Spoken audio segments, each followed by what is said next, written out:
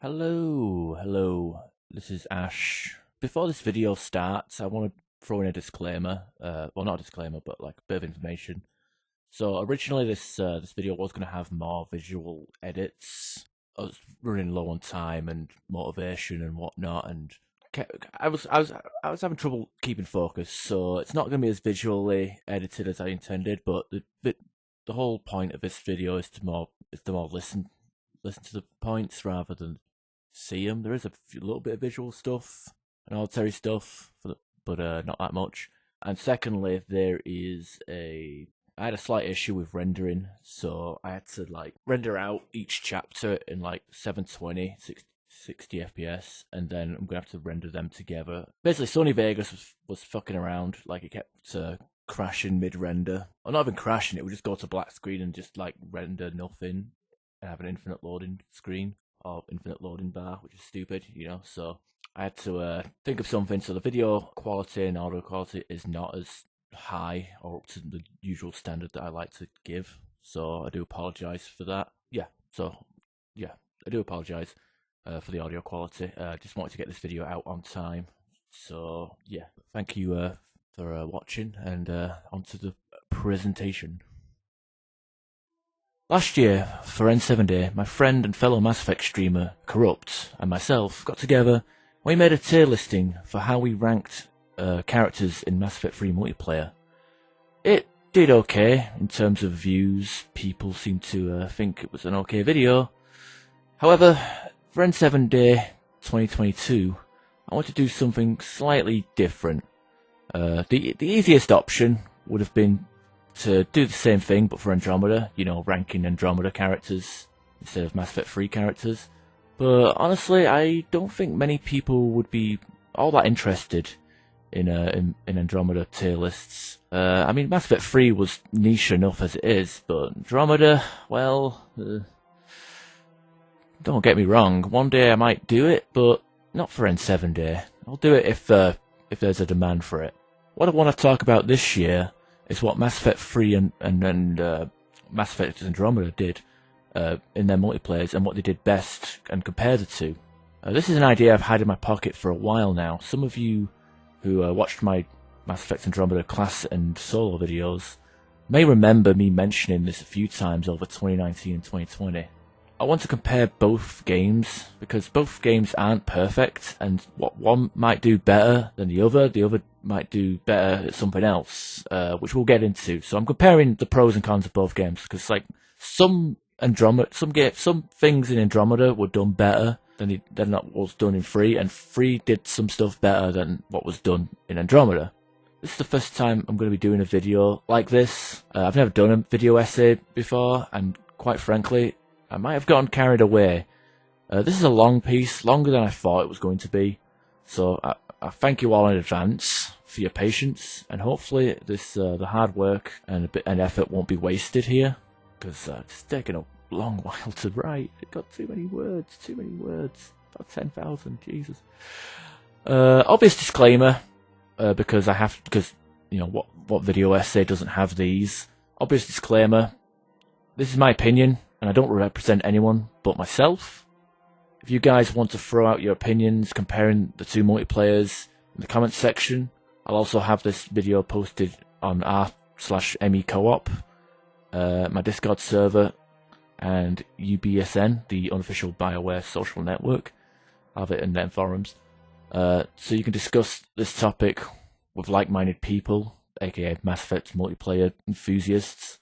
And also feel free to share this video in any place that I haven't mentioned as well, because hopefully this topic can get a bit of traction. So in the case that there might be a new multiplayer for the next Mass Effect game that's coming up, maybe the devs can use the feedback and discussion from different opinions of different people, and use this like as like a basis. Basically, like, people on Reddit, people on forums, people on YouTube comment sections somewhere, they can all get together, say what they liked about both games, and this, the next multiplayer, if it exists, comes out, we can see, the best of both worlds, kind of like Hannah Montana, we get the best of both worlds in the new upcoming game. Hopefully, that's the whole idea. You know, so share it, and hopefully some developer somewhere in Canada will see it, and hopefully, you know, if there is a new multiplayer, people will actually enjoy it, and they won't quit after like a month or two and run back and play Mass Effect 3 instead. Hopefully we can move forward to the future and have a better games to play, because let's face it, the new like Mass Effect 3, it's still fun, but with this newer software and newer hardware, the game is starting to behave in weird ways. I'm finding it to be buggy. It's like an old man with dementia. You're old and can't remember anything. It's bad. Also, I would like to mention that for the most part, I'm comparing the two games in their finished states. I know Andromeda was awful at launch. Believe me, I was there. I played it for like 7 months once it was coming out. For each patch, and saw all the updates and all the nerfs and all the buffs. And yeah, like I said, I know Andromeda launched like crap, and that's pretty much why people quit it. But believe it or not, it got updated, and it's actually good in its final state. It's actually fun. It's a fun game in its final state. So we're comparing Mass Effect 3 final form with Mass Effect Andromeda final form. I would recommend people give it a second try. Though bring your own pugs, because you know you'll be sat in the lobby for a good while. All right, that's it. My name is Ash, and let's discuss some Mass Effect multiplayer. Chapter 1. Mass Effect has more characters, more maps, and more factions. So I'm going to get the most obvious thing out of the way first. Mass Effect 3 has more options in terms of gameplay. Having more aliens, more characters, and a generous amount of maps, as well as 4 factions to choose from, allows for many different ways to play each match. These classes are fairly well balanced too, and can be played across all difficulty levels, given enough practice with each class. Obviously not all classes are created equal. Some are easier to play than others, and some are more powerful than others. But with this balance in the game, in terms of all the characters, you can have like 4 different classes in one gold match or one platinum match and still do fairly decently. Another thing I like about character selection in Mass Effect 3, they're organised into 6 classes, so you know what to expect from each class and know what type of powers they have. Well, except for the N7 Paladin and the Volus Mercenary, who are clearly engineers, but they're sexually identifying as Sentinels. Andromeda ditched this organisation in favour of sorting it by rarity. It even has a filter, which is cool, I guess. Still, having a list of icons isn't my preference. I like Mass Effect 3's gallery of PNG files, complete with their powers shown underneath them. I think they got rid of the class organisation in Andromeda because that's kind of what they did in the single player. They don't have classes anymore, they have profiles. In terms of gameplay, there are more races to play, each with their own quirks. Like Drells have speed, Turians have stabilised weapons, Batarians have spare ammo capacity, and Krogans have rage. And that's just a few examples off the top of my head. There's also mobility differences. Most humans have a standard rolling animation to evade attacks, and Geth, Quarians, and Solarians have that sidestep. Asaris have like some biotic slide. Collectors and Armature Legion Turians can pretty much fly long distances in and out of trouble. And so some races, like the Krogans, Batarians, and the vanilla Turians, they can't dodge at all. Well, the Turians can dodge, but it's only from cover to cover. It's kind of bizarre. My favourite dodge is the teleport, like the N7 Fury and Cabal have. With some situational and location awareness, you can move through walls and escape rough situations. It's pretty nifty. Now in Andromeda, there were less races, most likely due to the support getting cut early. Also, probably for lore reasons as well, I guess. There's one new race, the Andromeda native race Angarans, so at least they made them playable, which is the bare minimum you would hope for, right? You know, new galaxy, new aliens, you would hope, you would hope you'd at least play as the new race, right? It's a miracle that we actually even got a Batarian, let alone 2 Batarians. you know, by way of like weird weekly story time stuff. In Andromeda, there's not really any quirks for each alien race, as you would see in Mass Effect 3. The Krogans have like a better version of rage, and I guess the Angarans have their weird like electric passive, I guess, for their fitness. But other than that, most of the races all feel the same. There's minor differences like dash distance and hover duration, but that's about it. There's no like accuracy bonuses on Turians or spare ammo capacity on Batarians anymore. It's not there anymore. I don't think it's a bad thing though. I've read comments online about people taking issues with Krogans dodging because it makes them feel less unique. I don't know about you guys, but I've never been thankful for my inability to dodge away from a Banshee when playing Mass Effect 3 because it adds uniqueness to my class. I'm serious, I've actually read that online. People don't like the fact that Krogans can dodge on Andromeda because it makes them feel less unique. Like, I don't know. Everybody can dodge, it's not right. I don't care. Now, Mass Effect 3 had an extra faction that was released in one of the updates, the Collectors, and honestly, having fought a fourth faction does add a lot to the game, and the same can be said about the maps too.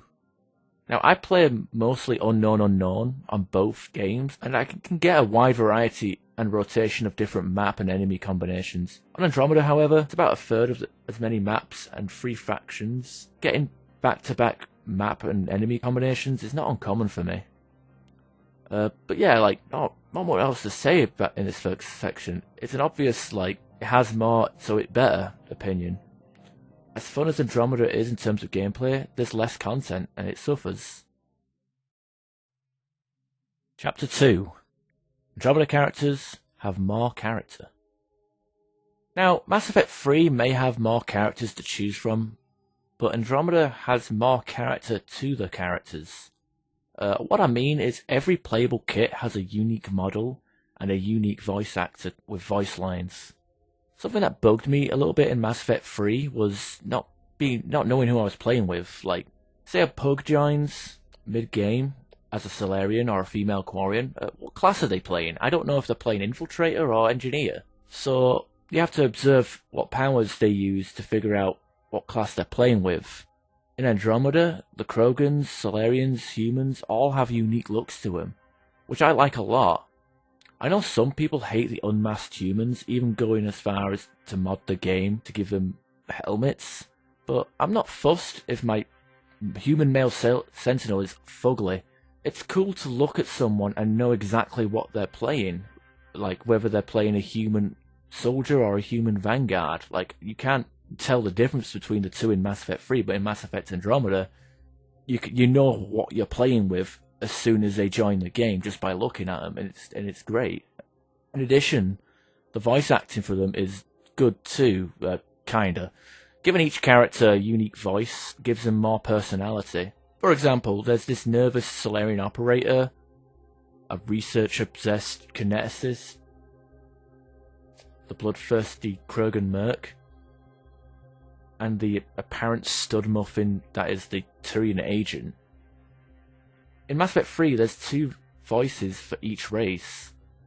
Usually a primary and a secondary if there's more than one person in the lobby playing the same race. They say the same things too, so it's not exactly unique. Yeah, listen, we've got the Volus. Let's get paid! Let's get paid! And the Batarian. Stop struggling! Stop struggling! And that's just 2 examples out of, many. I will point out that the dialogue isn't heard as much as Andromeda for some odd reason.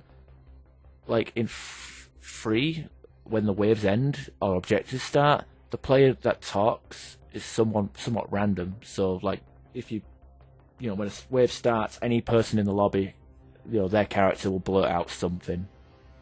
But in Andromeda, for whatever reason, only one person has that right. I think it might be like the 3rd slot, and they become the chatty one, and is the only person that will have a talking character. So it will constantly be the same character in the lobby at all times, which is a shame because you miss out on some good lines. So yeah, I hope you like hearing the term "this armor rocks" over and over again.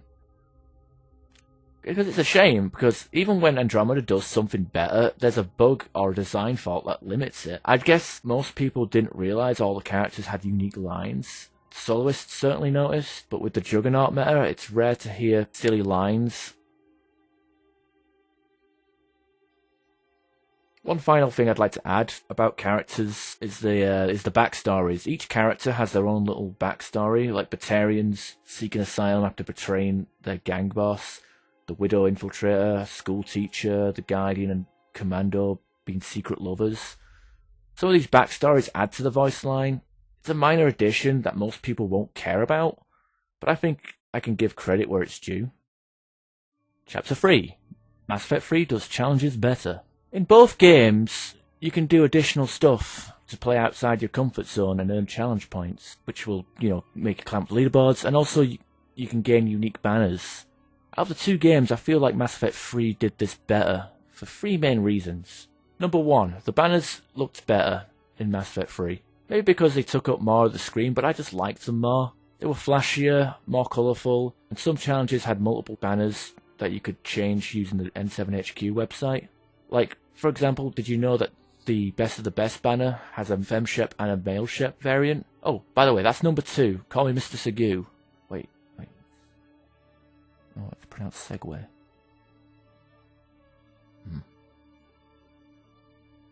Anyway, that's number 2. Best of the Best. So in Mass Effect 3, there were different challenges with different categories. Map Mastery was like one you could do different waves of different difficulties for each map. There was theme challenges like Commando Mastery, where you'd play as a council race. No, humans don't count for some reason. Machine Mastery for playing Quarians and Geth. This was good because it got people, people that were going for challenges. It allowed them to try new things, new builds, play out the comfort zone, experiment a little. And it's like 20 matches with the Phoenix Vanguard. You're bound to love him, right? After 20 matches, you're bound to love the Phoenix Vanguard. Right? So, if you complete all these categories, you unlock the Best of the Best banner. Now, not everyone really cares about this kind of stuff, but it gives reason for people to grind. It's a cosmetic thing, but to me it's not much different to, getting a Platinum Trophy on PlayStation for your favourite game. It's an online flex. It's not like you'll earn your dad's respect with this. Throughout 2021 and 2022, I live streamed my journey from a fresh account to Best of the Best, and it was a blast to do. And it was fun to actually go and do the challenge grind again. If you guys are interested in tips, gameplay, rage, and silly BS, I'd recommend giving the playlist a try, though maybe on a second monitor, because it's a very, very long playlist. But yeah, Andromeda didn't have a reward for beating all the challenges at all, and I have no idea why they didn't include it. Like, at least, Mass Effect 3, you had, like, a reason, something to go for. Like, you were grinding out challenges to get, like, the 100%. It was optional, but it was something to do. But Andromeda, it just wasn't there. Like, you didn't have anything there. Most of the banners are terrible as well. Like, they're just like these small little squares at the bottom of the screen. That was like, and there was like 3 versions of each banner. It was like a bronze version, a silver version, and a gold version. So like, if you got like,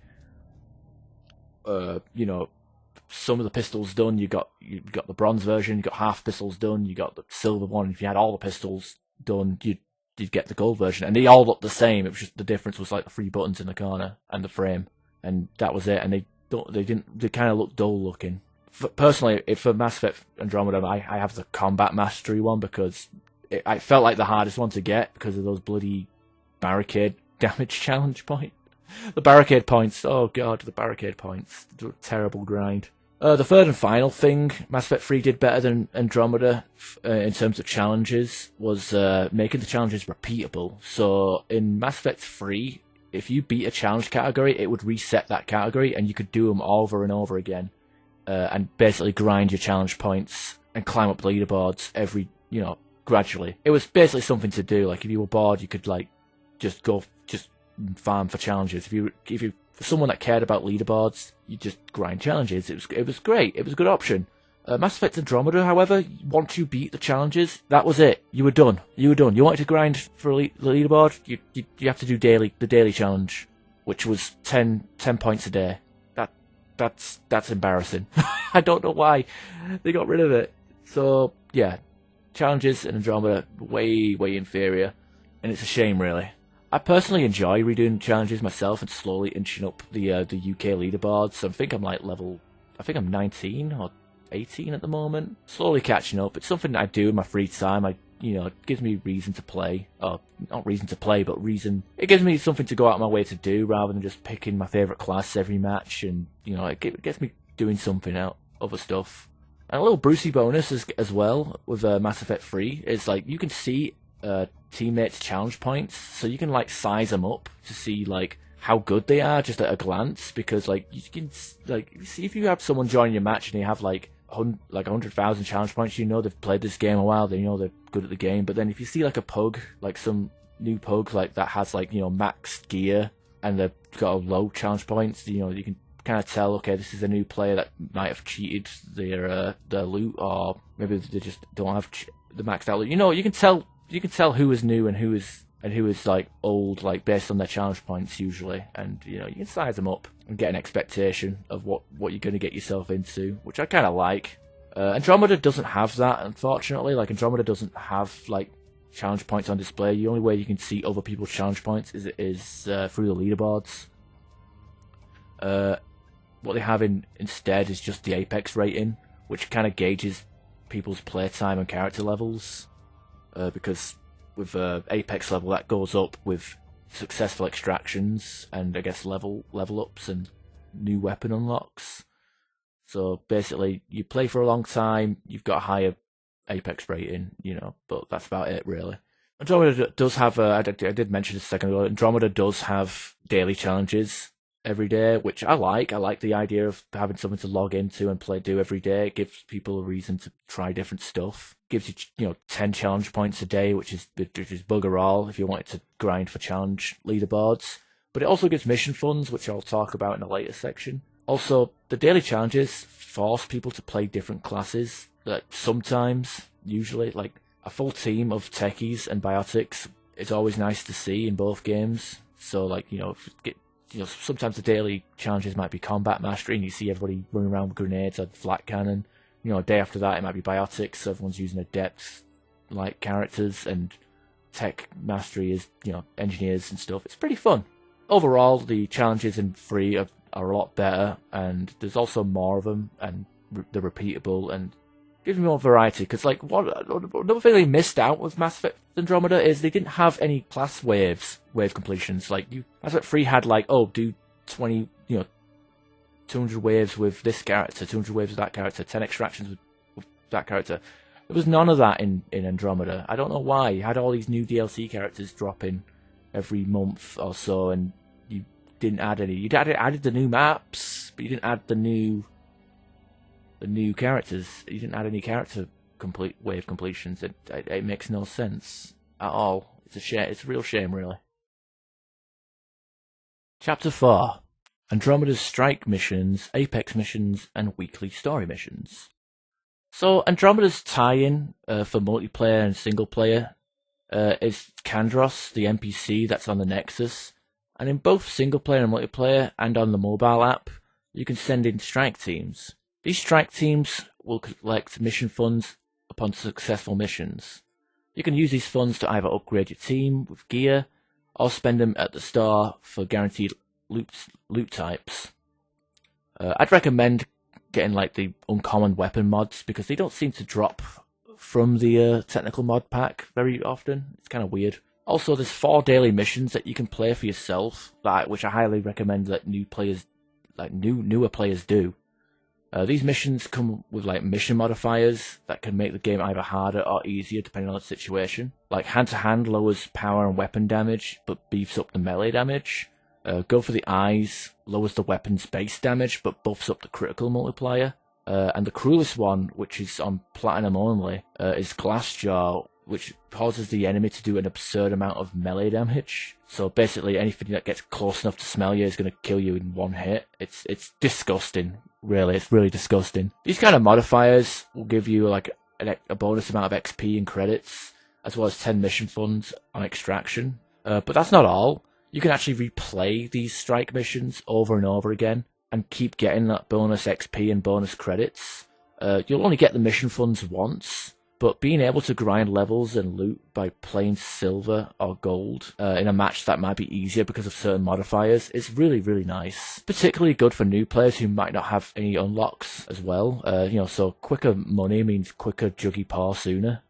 Now, I know I stated in the intro that I'd only talk about these games in their finished state, but during the early days of Andromeda, when they were releasing like weekly and monthly events, these were usually for launching like new maps or new characters, which I really, really like. These stories would be read online, and there'd be some like loot box deal or something as well, and they'd be like teasing like new characters. Like they did one for the Angara Exemplar, they did one for the Batarians, they also did one for the Solarian Operator, the Krogan Gladiator. It was really good. These like new characters, new maps that would happen, and it did culminate like over weekend events as well, which was really nice. Additionally, there were random special missions. Some would take place in the underground remnant vault, which was like hack 2 locations and then run back. It was pretty cool. One of my favourites, however, though, was the one in Aqua. It was a bronze match that put us up against an army of Hydras, and the game just couldn't handle it. Like, it would get to like wave 3 and the game would crash because there was like 100 Hydras on screen. It was ridiculous. Absolutely ridiculous. I loved it. And there was this other broken match where it was a platinum in the Remnant Vault, but since the map wasn't designed for platinum, it bugged out and made the match last forever. Now, I know Mass Effect 3 had weekend challenges, and I can't really comment much on them since I didn't start playing the game until after the support ended. That's something I'm quite sad about, because some of those banners look really good. Lastly, the Mass Effect Andromeda strike teams, having access to them on your mobile device was great. Earning like mission funds when I was out of my house definitely allowed me to keep on top of getting my daily maximum funds. I used to do all the stuff on my breaks at work and like before and after bed. You can like have 6 teams at a time, and it's good to have 6 teams that specialize in different types of missions. They gain traits as you level up, and these traits are random, so you don't know what kind of squads you'll end up with. But sadly, if they fail, they do run the risk of getting a flaw, and these flaws can't be removed, and sometimes the flaw can, negate a positive trait. Luckily, you can retire teams and recruit new ones with mission funds, though you'll have to level the teams up from 1 to 20 again, which is annoying. But yeah, essentially, like, with the ability to get mission funds through your mobile phone and using these strike teams, like, you could essentially like play the game without playing the game. You could like buy these unique items in the store, which is like a random ultra rare weapon or random ultra rare weapon mod or whatever. Like this stuff was good. So you'd had like I think I can't remember what the exact number was, but you had like quite a few strike missions, the Apex missions that you could play, and then you had the daily challenges, which gave you 60 mission funds in total. So you got a lot of daily mission funds just for playing the game, be it passively or actively. So yeah, that was a nice thing that Mass Effect Andromeda did. Mass Effect 3 has better powers and better abilities. This topic was a hard one for me to cover. I was originally going to put it in the fence-sitting category, but overall I've come to the decision that Mass Effect 3 was better for its powers and abilities, but just barely. The first obvious reason is more is better. In terms of biotic abilities, there are way more in Mass Effect 3 than there are in Andromeda. Got Dark Channel, Reeve, Smash, Lash, Stasis, just to name a few. With tech, you've got Sabotage, Cryoblast, Siege Pulse, a Geth turret that can heal people, Submission Net, and Tactical Scan. And in terms of combat powers, you've got Carnage, Phase Disruptor, Ballistic Blades, Havoc Strike, and Proximity Mine. And grenades. Oh my god, there is a lot more grenades in Mass Effect 3. There's cluster grenades, lift grenades, infernal grenades, arc grenades, homing grenades. And not only that, but a lot of these grenades can be comboed. Like, some can either act as a primer, and some can act as a detonator. I've never witnessed this in game, but I would love to see like someone prime a biotic explosion with a lift grenade and then detonate it with a cluster grenade. I'm sure that's possible. I'm sure it's possible to do that. Prime with a lift grenade and detonate with a cluster. And it must be possible. I mean, it's not. It's unlikely, but it's not impossible, right? Some powers like appear in both games, and some are a bit hit and miss of what's better in which game. Snap Freeze has a stronger debuff in Andromeda, but that debuff is like instantly removed with a cryo combo or when fire is applied to the enemy. So like, you know, one bullet with incendiary ammo is enough to remove that delicious like 125 or what was it, 115 debuff to the enemy. But yeah, Mass Effect 3, the Snap Freeze and cryo explosions can be done a lot more quickly and can clear a crowd pretty easily. Not only that, but there's an unintentional bug where you can apply the Snap Freeze through walls, which isn't possible in Andromeda. You actually have to be out of cover to do that. There's powers like the Flamer, which is a flamethrower, it's not a derogatory term. Flamer. There's powers like the Flamethrower and Pull, which kind of suffer in Andromeda because there's no gun like the Acolyte. In 3, the Acolyte would remove shields and barriers immediately, exposing like armored enemies to ice and fire, or make unarmored enemies vulnerable to being picked up, like with like Pull or whatever. But in Andromeda, you've got to shoot first and then do the power, which is a lot slower on the higher difficulties. Nova is a weird power in Andromeda. It's on a long cooldown for a start, and on the final rank, you can either turn it into a primer or make it shield powered. Nova can't detonate combos at all like it can in 3, and the shield power evolution doesn't offer you any extra damage that incentivizes taking it. I made a video on shield powered Nova, and I'd recommend you guys watch it if you want to see my field testing on it. But yeah, it's pretty crap. Marksman and Adrenaline Rush from Mass Effect 3 were kind of mashed together to make Turbocharging Andromeda, which I think I prefer. Can boost the fire rate, boost the damage, extend your magazines, and also instantly reload your guns. Kane trip mines have been replaced with normal trip mines, and yeah, they suck. I managed to find a build that works with them. You can't nuke anything anymore, but yeah, they're not as good. I will say they do have a proximity to them, so they don't have to be like tripping the actual laser itself. They can get in close range of it, but yeah, you're not going to be nuking any spawns with the trip mines in Andromeda, sadly. Singularity is an odd one. It looks flashier in Andromeda, but it's a slower cooldown. You do have the option to detonate the Singularity early, but for some reason it doesn't reduce the cooldown on it like it would for Tactical Cloak or Flamethrower. So like, you know, Tactical Cloak and Flamethrower, if you end them like prematurely, you have a reduced cooldown, but for whatever reason that isn't applied on Singularity, which you can also end early. I don't know, it's kind of dumb. Also, the Exploding Singularity doesn't detonate combos like it did in 3.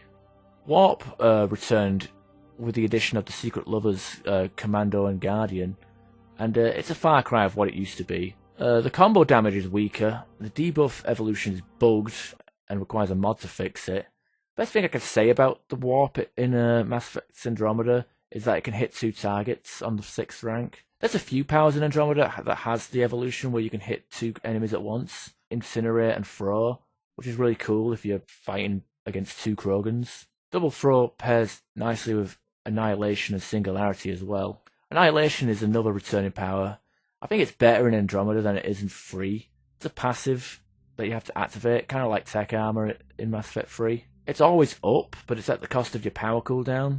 But the debuffing and constant combos repriming is really nice. I guess I'll move on about the best thing about the powers in these games, and that's the combos. Some powers will apply an effect onto an enemy, these are primers, and some powers, when they hit a prime target, will detonate the first power causing a combo explosion for bonus area damage. Now, between the 2 games, it's hard to say which I prefer, which is definitely better in terms of combos. Now, between the 2 games, it's hard to say which one does combos better. In 3, the combos do more damage, but require a bit more coordination. Like, Disruptor Ammo will always reprime and prevent biotic explosions, resulting in weaker tech bursts. Also, you can't detonate someone else's warp with your own warp, or an overload with another overload. In 3, you have to combo different powers together, and even then, not everything will work. So, like, biotics can only be detonated by other biotics, but those explosions give the highest damage. Those biotic explosions give one of the highest damaging combos in the game, and gives you a very satisfying, like, sound effect as well. Tech bursts are weak, but they're easier to do. Like, tech primers can be detonated by pretty much anything, like biotic, combat, or tech. So, like, once you have like a semi-organized team, hell, even if you're playing with like pugs, you could read the room and be a pocket detonator. Like for example, whenever I see an N7 paladin in the lobby, I'd like to switch to like an overloader, Nova Guard, or concussive shot class, and just follow them around detonating every frozen enemy I see. Something to touch up upon here too is overload and energy drain can hit. Something to touch up upon as well is in Mass Effect 3, overload and energy drain can detonate combos on multiple targets, but in Andromeda, for whatever reason, it can't. Even if you spec for like the area damage ones, that you're only going to be comboing one target. I don't know why. It's a shame. It's like the only multi-hitting combo detonators in Mass Effect Andromeda is warp and throw. I don't get it. I really don't. It's why? Oh yeah, and the shockwave. Shockwave exists. I forgot about shockwave. Combos in Andromeda aren't as heavy hitting, but they're a lot more commonplace because you can detonate anything with anything. So you can have like a biotic combo with singularity and overload now, which is a good thing in terms of gameplay, but it kind of removes the strategy of picking a character based on who's in the lobby. Also, lingering abilities like singularity and annihilation will constantly reapply a combo primer, allowing you to repeatedly detonate over and over again. Though graphically the explosion isn't there's only like one explosion. The combos will be repeatedly done in the kill feed, and also the damage will be applied. An easy way to get the combat detonation challenge done is to spam concussive shots to any big enemy that might be stuck in a singularity. Each shot will give you a combo. That's something I actually did. I saw like a Hydra stud in I saw a Hydra stud in a singularity, and I actually shot it like multiple back-to-back concussive shots because I had the power cell version of it, and it was just, every concussive shot was a combo, and it was great. I had the challenge done in no time. It was great. The combos part of the segment is why the power comparison was on the fence for me, but what ultimately made 3 better in regards to powers is what they did with the support powers, namely the debuffing abilities. So in Mass Effect 3, you have Warp and Biotic Sphere, which can prime and detonate combos, as well as like soften them up to take more damage. Sabotage can prime for tech bursts, but also make tech powers deal more damage. And they also make certain melee attacks do more damage as well, for some reason, like the Quarian melee attack, heavy melee, and the Turian Havoc strike, or Turian Havoc punch. Kind of weird. Tactical Scan, Recon Mine, and Proximity Mine can weaken targets, and Cryoblast and Snap Freeze can prime, weaken, and slow down targets. Did I mention all of these stack? One of my favourite classes is the Volus Engineer, and he has Recon Mine and Proximity Mine. Now, he may not look like much, but he can make an enemy crumble really fast. You just fire a Recon Mine in a choke area and just spam Proxy Bomb, and he just constantly debuffs enemies repeatedly. His passives might not be giving him much weapon damage, but his debuffing is gonna make up for that and let other people do good amount of damage. It's not all about shield boosting. It's you gotta make people do damage as well. It's all about dishing damage in the Mass Effect multiplayer. But Andromeda, there are a few debuffs. Some of them are passives, like shooting with the soldier to do sustained damage. That will make an enemy weaker. Applying powers to enemies will make them weaker to elements. Invasion, which is an ability that you can have on the Slayer and Operator and the Artificer. It's like a debuff where enemies will take more damage and it will spread from target to target like a virus. Warp will soften enemies slightly, but as I mentioned earlier, the evolution for the debuff, anti-armor debuff, is bugged. Snap Freeze is more powerful in Mass Effect Andromeda, but it can be removed way too easily. I'm pretty sure these all stack as well, but outside of the fiends, these enemies don't seem to melt as fast as I like them to do. Mass Effect 3, you can mop up enemies with ease if there's like 1 or 2 dedicated debuffers on the team. Some of the best classes in the game, like the Drell Assassin, can debuff and pump out high damage without any outside help. Something I like as well, like 2 Asaris, like, you know, got Justicar and an Adept. You know, you've got like a Biotic Sphere and a Warp constantly hitting an enemy. They're gonna go down really quick. It's incredible how much you can debuff an enemy in that game. I will say in terms of support powers though, outside of the debuffing abilities, the healing ones are slightly better in Andromeda, mostly. Shield boost can heal teammates and also give a weapon damage boost if you're playing the Insurgent. The energy drain can be spec'd to heal nearby teammates, and they also changed it from Mass Effect 3 where it will always give you shields from a target, not just synthetic or shielded enemies. So that's pretty cool. They improved in energy drain to actually, you know, always give you shields on every target. There's 2 new powers as well.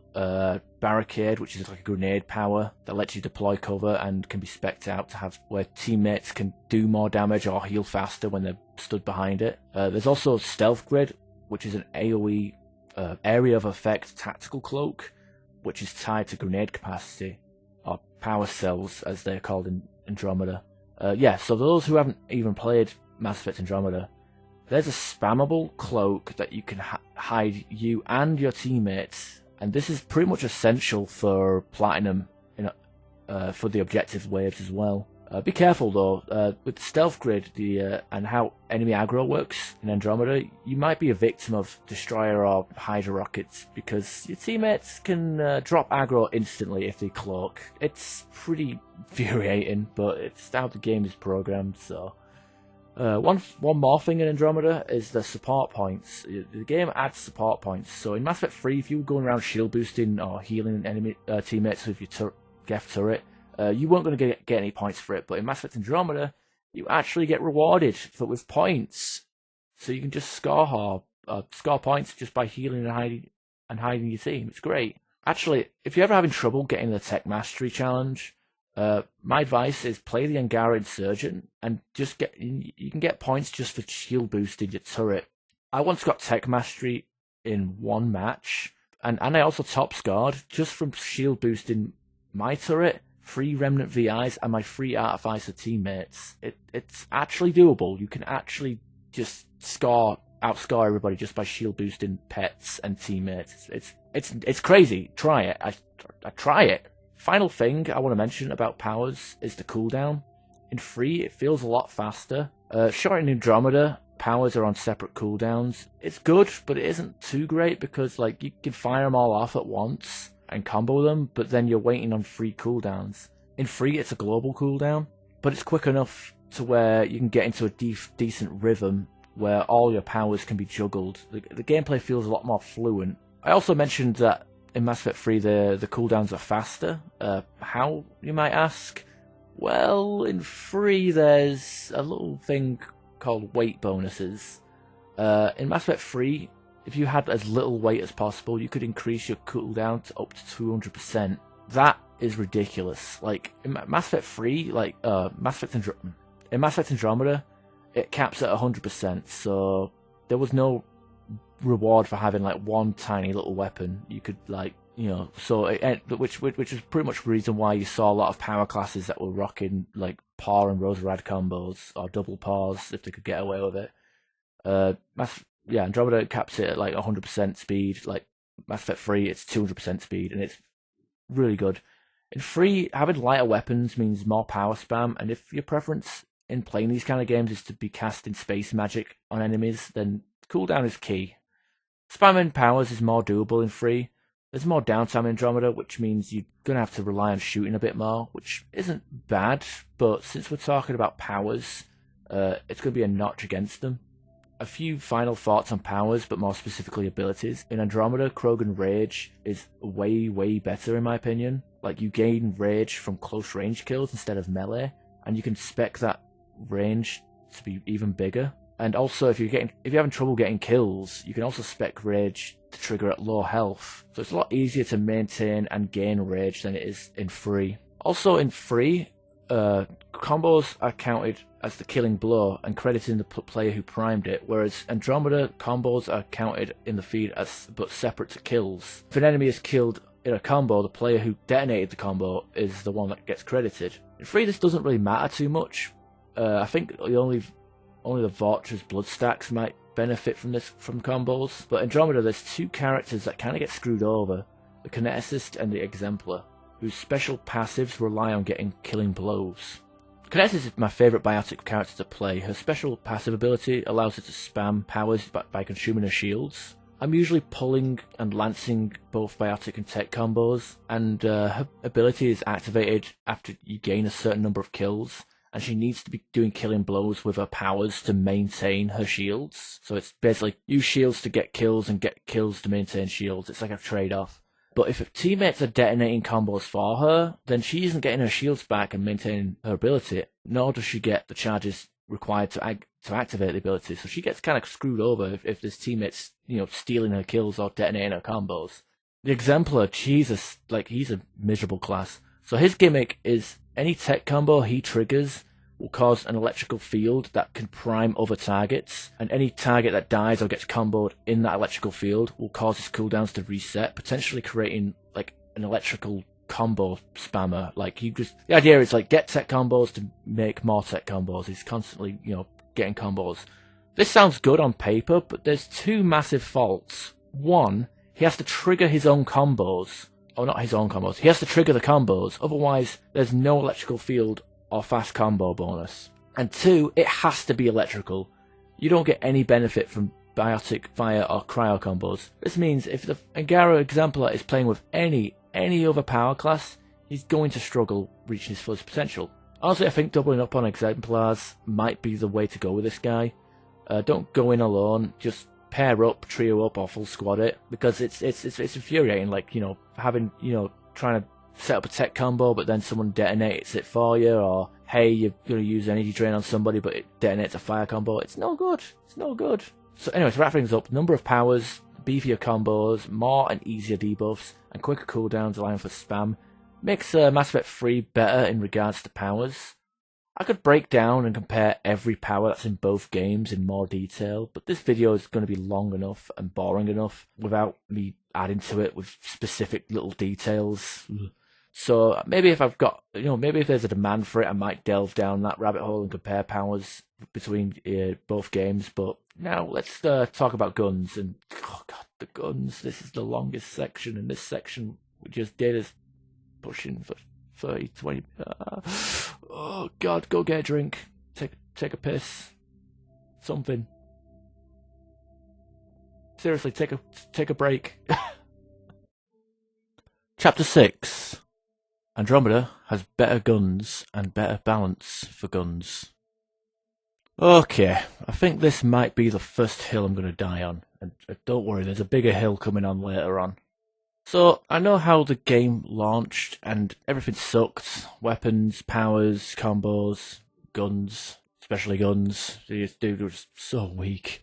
The only thing worth a damn in the early days was the melee, because of the original version of Juggernaut Shield that gave you 75% more melee damage, and the Vanquisher Sniper Rifle, which you could also stack onto two different ammo types using a glitch. But of course, because they were the only things worth using, they were the only things that got nerfed, which was pretty terrible. Most people were grinding these, gold in the early days using the Vanquisher and whatnot. Now, I'm telling you these things because that's how the game used to be, that's how it used to feel, and it's good to get a bit of perspective and kind of acknowledge the game at its low points, like it actually was, everything was weak and weakened in this game. A lot of people hated it and quit because everything sucked. It was like, okay, I'm playing gold, I'm going to start off with this low damage gear, god, this sucks, I'll, bang my head against the wall with bronze and silver, okay, I've unlocked a few new weapons, can I go up to the next level? No, because the guns suck. It was terrible, you start off with low damage gear, you unlock new guns to find out they're just as bad as the guns you started off with, and it's like, why do you feel motivated to unlock stuff if everything you unlock is crap? But as stated in the intro, we're comparing both of the games in their final state. And for people who gave up on this game years ago, I could tell you right now that 90% of the weapons are gold viable, even the commons. In fact, maxing out your common classes and weapons as early as possible can make gold very, very doable. I actually made a video on this of, being gold viable with common items. You should go check that out if you're bored. In fact, there's only a few weapons I actually truly dislike in this game and wouldn't bring into gold. So, the SMGs and the pistols are under the same category now. So it's just one-handed weapons, I guess, small pocket guns, whatever. SMGs and pistols. The one category now, which isn't too bad. And for whatever reason, the SMGs barely have any recoil. The Charger SMG, which is the common that you start off with, it used to be called the Tempest back in the Milky Way. I don't know why they renamed it, but yeah, the Charger is an SMG that you start off with, and it's amazing. It's put this on a human soldier, use disruptor ammo and combo with a concussive shot, and you've got easy money right there. The higher tier pistols are really cool as well. You've got this machine pistol called the Equalizer, which has quite very limited range, but it does really good damage up close. The Ushia is like a pocket cannon. It's like this game's version of the Executioner pistol, except it holds 2 bullets and doesn't have monstrous recoil. It's really good. There are returning weapons. The Phalanx is back, but it's even worse. Like, I don't know how it got worse. Like, it started off as like being a Magnum straight out of Resident Evil 4 in Mass Effect 2. Then it became in Mass Effect 3, and now it's just terrible. It's not. I don't know what happened to the Predator. Actually, the Predator is way better. I like the Predator in Andromeda. Predator's way better, but the Phalanx, no, don't use that. The Carnifex, it's kind of the same. It's not the best gun, but it's good enough to be a contender. It's like kind of in the middle, but it's still a really good gun. The Hornet and the Hurricane, however, these guns got better, like so much better. Now, let's be real here. Like, the Hornet was average in 3, and the Hurricane could pump out really good damage, but their 2 biggest weaknesses was their recoil. You just start shooting and you'd be looking at the ceiling. It was pretty rough, but as I've stated earlier, the SMGs do not have any recoil in this game, so you basically got like a burst fire SMG and a rapid fire SMG that do really good damage now. So yeah, no more shooting the sky with these two. You just take aim and fire. In fact, I'd go as far to say the Hornet is probably the most underrated gun in the game. In all of Andromeda, it shoots fast, it has low spread, it does bonus damage to weak points, and its base damage is pretty good as well. The Hurricane is the same in regards to damage. Like, it does just as much damage, or kills just as quickly as it did in 3, but it has no recoil, which was its only weakness in Mass Effect 3. Basically, once you've got an upgraded Hurricane, you can switch out your Charger for the Hurricane. Sniping in Andromeda is, in my opinion, better. At least I think it feels better for me. In Mass Effect 3, my favourite sniper rifle was the Keyshock, which is the harpoon gun, because the scope on it didn't zoom in as much. Felt like most sniper rifles zoomed in way too far for the size of the maps, and the screen shake caused by both enemies and teammates made sniping a chore. God, I can't speak English. In Andromeda, the maps are larger and the scope zoom is a lot more comfortable for me. Also, sniping with Tactical Cloak is a lot more viable in this game, it feels like. Like, I don't need the damage from Tactical Cloak to actually successfully snipe on the mid to high end weapons, at least. They're a lot higher. Like, my favourite sniping kits in Andromeda is the Turian Soldier using the Ishar Ray, where you can, like, take a single shot sniper and combine all the characters' passives and turbocharge, so you can like shoot 3 times back to back. My second favourite is the Turian Agent, where you use the recon visor to be able to shoot and see through walls. Or you see first and then shoot, but like you see enemies through walls and you can shoot through walls using the recon visor. The way I spec it out is I can see as many people as possible. Just check out my video on it, the recon sniper video for Andromeda. It's quite good, using the Black Widow. Basically, the recon visor lets him have hunter mode and drill rounds, and those aren't even in the game, so pretty good. And finally, there's the Solarian Operator, which I use with the Keyshock. You can debuff enemies with Invasion and then fire harpoons into the target for a high amount of damage. This setup, for me, could actually one-shot outlaw berserkers on gold. It's ridiculous. Ridiculously good. Another thing that makes sniping so much fun is the concussive variants, which rewards weak point kills with an explosion, allowing you to take out groups of enemies with a headshot. And, well, since I've mentioned concussive, I might as well get this out of the way. In Andromeda, there was an update that introduced weapon variants. Two updates. The first was basically like a test. All the common weapons had an S variant, which was a rare quality. These S versions were the basic weapons, so people could use them on gold. It was unnecessary, but it basically gave players high damaging versions of like the Charger, the Viper, Predator, and the Katana. Avenger, there was also the Avenger as well. So you get these like, common weapons. They were upgraded to pretty much rare quality with higher damage. And these new variants were only obtainable once you got to rank 10 of those commons, of the normal guns. And then it'd be added to the potential loot pool in packs. Like I said, they were rare variants rather than common. These S variants, I guess they were super. Now, little did we know at the time, this was pretty much like a test for the next update and batch of variants, which a lot of people saw as like the final nail in the coffin for this game. Like when the other variants dropped, people who played the game casually disappeared, and the people who quit the game but still kept an eye on it just to see if it would ever get better, just got validated and kept playing Mass Effect 3. I understand the reasoning too. Like I'll go into this more when we get to that section. Like don't worry, there is going to be a grind section later on. Just bear with me. So there was 3 new variants: concussive, which, as I mentioned, rewards headshots by creating explosions on critical kills. The Bulwark, which increases your damage resistance based on how many teammates you have nearby. And the Siphon variants, which returns some damage dealt as health for the player.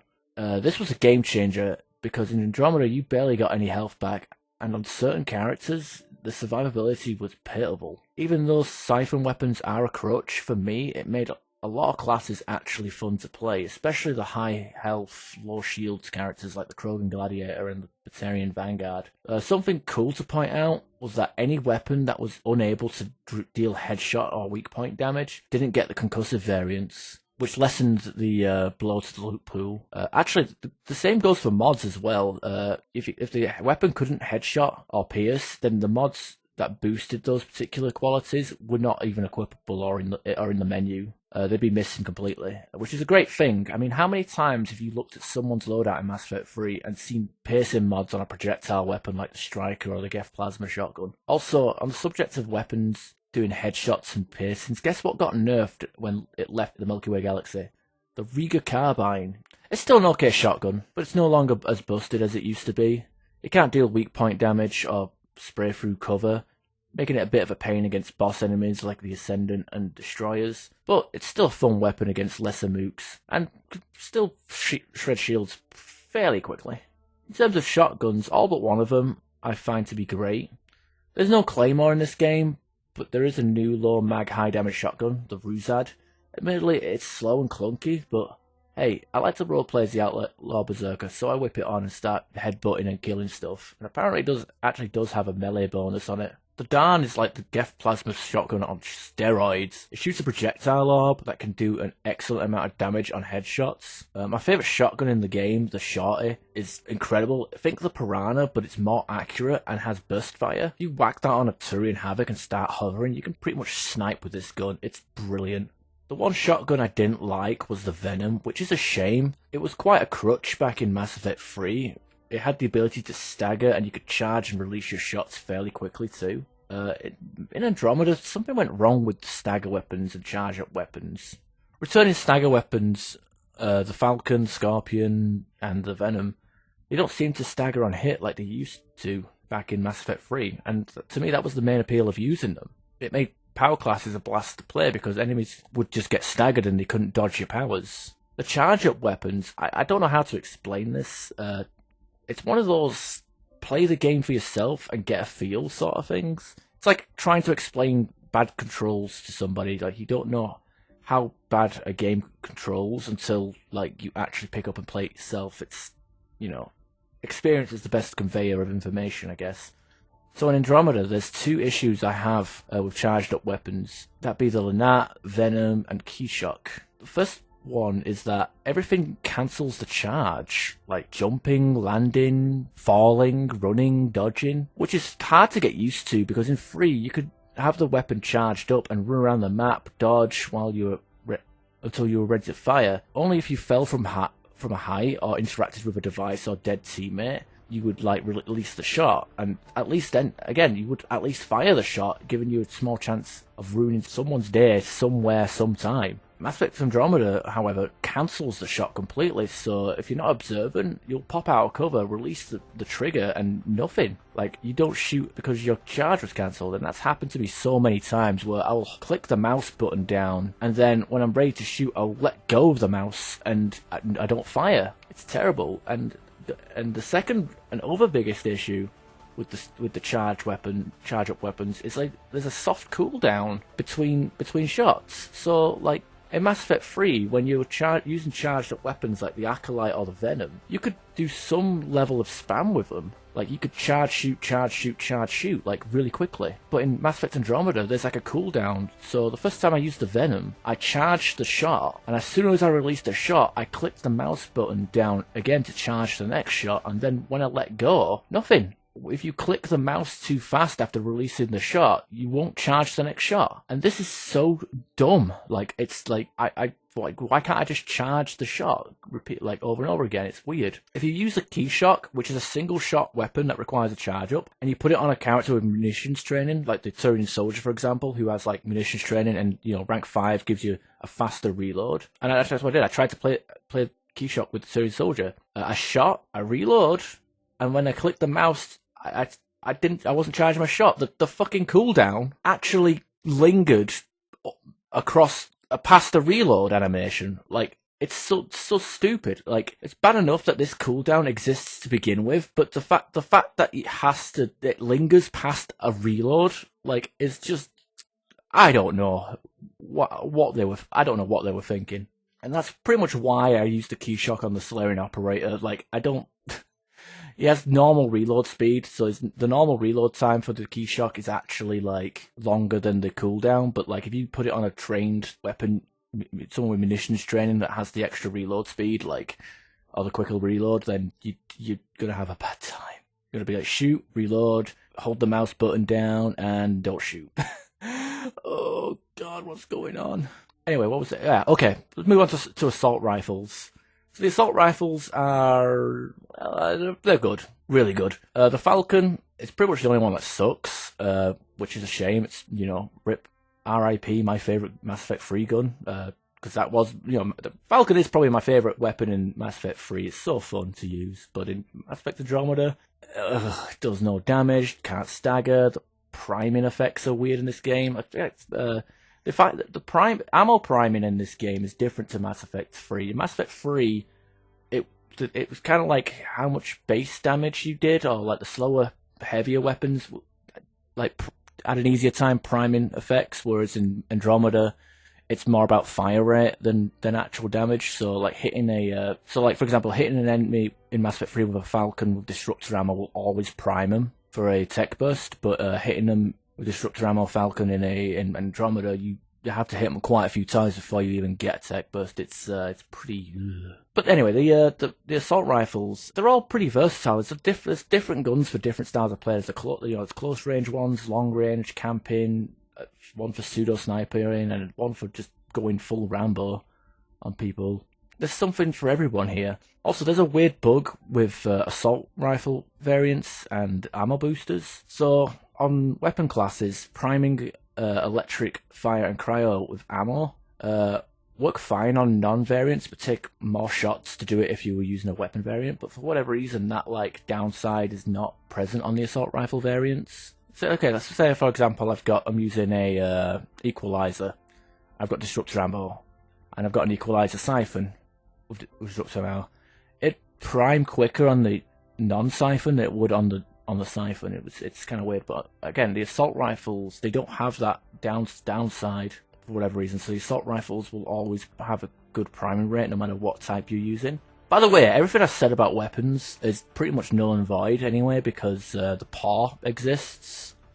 The start of this section pretty much has like an asterisk on it, and that's because it's the paw. And I wonder if like anybody who's actually watching this video and is actually commenting on this video is going to be typing about the bloody paw and getting upset. It's like, how dare you say the weapon balance in Mass Effect Andromeda is better? The paw. Yeah, I know, the paw. God damn it. Papa, where are you, Papa? Anyway, let's talk about the PAR. So, initially, the gun wasn't that good. In fact, if you go to and play the single player, the weapon balancing is pretty much at vanilla, and you'll find that the PAR in the single player is crap. Like, it barely kills so slowly. It's so bad, so bad. But for whatever reason, the devs just keep buffing it. Like, they buffed it to the point where it was actually usable. But then after that, they just kept on buffing it and buffing it and buffing it, and until the point where it was like head and shoulders above everything else. And I don't know why. It was so weird, because there's literally no downside to that weapon. It has infinite ammo, infinite range, and it does a lot of damage. Oh, it does have one downside. It can't pierce. So the PAR is not overpowered. Ha ha ha. Anyway, I stand by what I said about the weapon balance being better in Andromeda, because I believe that most guns are usable and fun on gold, but the PAR is so head and shoulders above everything else that most people just stop using any other weapon as soon as they unlock it. Like, a PAR rank 1 and a Human Juggernaut rank 1, level 20, is pretty much platinum for dummies. The PAR is so good that you could take it into non-assault rifle weapon skirmishes or hand-to-hand missions and still pretty much do a lot of damage. Like, even when the damage is reduced, you still feel overpowered using it. The gun has no equal, and it's a shame, really, because outside of the charging weapons, the gunplay in this game feels really good. The weapons are viable on all difficulties, and it's a shame this ruined by one gun, which didn't really happen in Mass Effect 3. That's the thing, like, when 90% of the weapons of in the game are good on the highest difficulties, it's pretty, that's saying a lot. Just because it's not the best gun doesn't mean it's not a good gun. Like, there's a lot of good guns. Like, most of them are good. Like, I did the Zalkin. The Zalkin's good. I like the Zalkin, little burst-fire ket weapon. Oh, God. Anyway, this gun section is like 2,200 words. Oh, we're 2,200 words deep into it, and we've barely spoken about Mass Effect 3 weapons. Oh, God. Okay, so my issue with gun balance in Mass Effect 3, and why I think it's inferior to Mass Effect Andromeda's gun balance and stuff, is simple, really. There's more trash weapons. There's more weapons that aren't good. Like, or at least there's weapons that are harder to use, I guess. Like I don't know. I could do a weapon tier list, but nobody wants to watch that. People. Anyway, weapon tier list. Might as well. I did a character tier list. Might as well do a weapon one. Anyway, no. What I'm saying is, like, there's more in Mass Effect 3. There's more weapons that aren't very good. Like, in Mass Effect 3, like, I'm not likely to take commons and most uncommons into gold or platinum. Maybe some sadists out there will, to quietly flex their skill, but not me. I'm not one of them people. And there's more overpowered weapons in this game, although not as offensive as the PAR. I'd mentioned the Riga before, which can pierce and deal headshot damage. There's the Cerberus Harrier, which shreds through armor, and the Venom Shotgun, which can stagger and wipe out groups of enemies fairly easily. Rana is like a fully automatic shotgun that you can use, and the Provokative particle rifle can melt most enemies. But most of these have, like, balance, though. Like, the spare ammo capacity might be low, or they have a short range, or having an overheating mechanic with a long cooldown animation that can't be cancelled. And there are other powerful weapons like the Crusader, the Arc Pistol, and the Javelin that do high damage on hit, but I don't really include them as overpowered because I see them as weapons limited by the user. So like the Crusader is great, but if you're not good with precise aiming and timing, you're not going to have a good time with that gun. It's not going to carry you to victory. Same with the Javelin. Like, again, you could be good at sniping, but the Javelin has a specific timing with it that you need to get used to before you become good with it. Like, a good sniper is overpowered, but what makes a gun overpowered, in my opinion, is low effort. Low effort, basically. Low effort, high output. So even if, like, you said a Riga carbine is overpowered, but, like, you need to use, like, infiltrators or a Vanguard on most maps to make that gun work, because you don't have the range. You're gonna you can ambush enemies, but if you're trying to run across Vancouver or Earth or any Earth map, I guess, you run out in the open, you're going to get shot at before you get close enough to use the Riga. The Cerberus Harrier barely has any ammo in it. The Venom shotgun is a projectile weapon, horse dependent. Piranha, again, short range. Particle rifle overheats and has a long, punishing cooldown animation. Anyway, there are uncommon weapons that I like to use, like the Eviscerator, the Viper, the Phaeston, and the Locust. I do enjoy using them on higher difficulties, but I do feel like I'm challenging myself a little bit with these, especially if I'm like grinding for challenge with these guns. Like if I'm challenge grinding with like commons and uncommons, and then all of a sudden the lobby fills up with people using their Harrier 10s and Riga 10s and God knows what else. Like, I'm not going to get any challenge points for this. Like, I'm not going to score with these. What's going on? It just feels like an evolutionary chain or something, like commons for bronze, uncommons for silver, rares and ultra rares for gold and platinum, which makes sense, but I prefer Andromeda's setup where you can use the commons on gold, you can use the uncommons on gold. It's nice, like being able to, use whatever the hell you want, because it's good, you don't, I can, take a bit of work, but I can probably jump into a match and outscore somebody with a paw using a charger. Like, it's no problem. A regular charger, not even a Charger S. Anyway, to wrap up this long-winded gun section, I think what Andromeda lacks in its powers, it makes up for its weapons. So the takeaway from this, I guess, would be like, if you like playing with guns, play Andromeda, and if you like spamming powers, play free. I think the like dislike ratio is going to take a beating. I know it. Oh god, this is not even the most controversial take I have. Chapter 7. Mass Effect 3 has better consumables.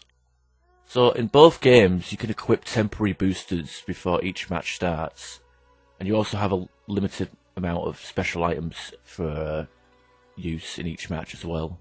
The boosters are things like ammo types, stuff that improves your shield, stuff that improves your power damage, power recharge, melee damage, weapon damage, those kind of things. The special items that I mentioned are all part of your loadout. So like your Cobra missiles, your revive packs, your ammo packs, and your self-heals. You can hold 6 of these in Mass Effect 3 and 5 of these in Andromeda.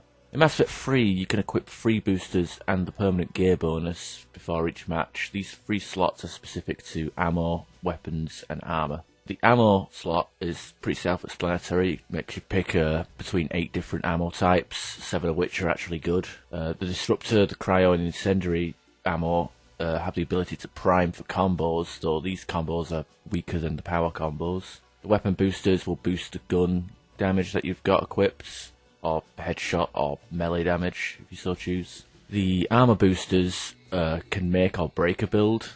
Some of them will give you more survivability, whereas others will make you be able to kill stuff a lot more quicker. I think the power amplifiers is probably my favourite one. I use that in pretty much every class. Now, in Andromeda, there's only 2 equipable slots, but you can put whatever you want in there, so long as they don't contradict each other. I don't know why they did this, or reduced it to 2. Having to choose, like, between, gun damage, special ammo, and then a power or shield upgrade is just not good. Also, there's a new booster in Andromeda, which is just an XP booster. Like, it just makes you level up faster. So if you're like trying to grind out a level for a character, you're pretty much playing with one booster, because it's one of the slots is always going to be boosted by the XP booster. There's a lot less ammo to choose from as well. There's only Disruptor, Cryo, and Incendiary, which all make a return and could do nice combos, but for whatever reason they didn't include armored piercing or warp ammo. I can't comprehend any ideas why they did this, but yeah, piercing in Andromeda is pretty limited. Weapon mods, Infiltrator profile in single player, and the Turing Agent's Rico Visor is pretty much the only way you can do weapon piercing now. Also, the Cyclonic Modulators got nerfed like really badly in Andromeda. Like in Mass Effect 3, a Cyclonic 3 would give you like 100% extra shields on your base, whereas like Andromeda is only a 30% increase, which is pitiful, honestly. There's one booster in Andromeda I do like a lot that isn't in 3, that's the power cell capacity, allowing you for more grenades to have on your person, or more stealth grids. that's pretty cool. You could pretty much stack your grenade capacity gear bonus and like a grenade capacity booster at the same time. I mean, imagine if you had that in Mass Effect 3, like grenade capacity 5, and then I don't know, grenade capacity 4. You'd just be throwing grenades everywhere. It'd be great, but no, can't have that. Dear. I feel the boosters in Mass Effect 3 were more powerful than they were in Andromeda.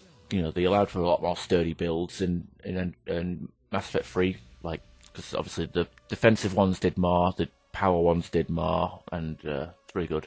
One final consumable I haven't mentioned yet is the reset power cards, which is exactly what it sounds like. You want to try another build but don't want to reset the level, you just use this consumable and it'll like refund all your skill points. I don't see how anyone could argue at this point, but they're better in Andromeda because you can carry an infinite amount of them, so you can like experiment and play around with different builds a lot more freely in Andromeda. In Mass Effect 3, you only can hold 3 at a time, and then, you know, even then it's competing with like the other consumables to drop, so it's a pretty rare drop. It's like, I think it's like 1 in 21 chance of dropping. It can be a pain if you're running low on reset cards. The last thing I want to touch on is the equipment you use in game, like the missiles, self-revives, health and ammo packs. In 3, they're vastly superior. Like, the most obvious one is the Cobra missiles. They can clear like an area and give you and your team some breathing room for objectives or maybe revivals. In Andromeda, the Cobra missiles, they did start out to be good. They used to actually be useful. In fact, they even had like weak point damage, and one of the most satisfying things in the game was killing destroyers with the Cobra missile. So like they would open up their like if you hit a destroyer in Andromeda with a Cobra and they were closed, like it wouldn't kill them, but if they opened up their mouth and you shot the missile right into them, like that would kill them, and it was like so satisfying to do.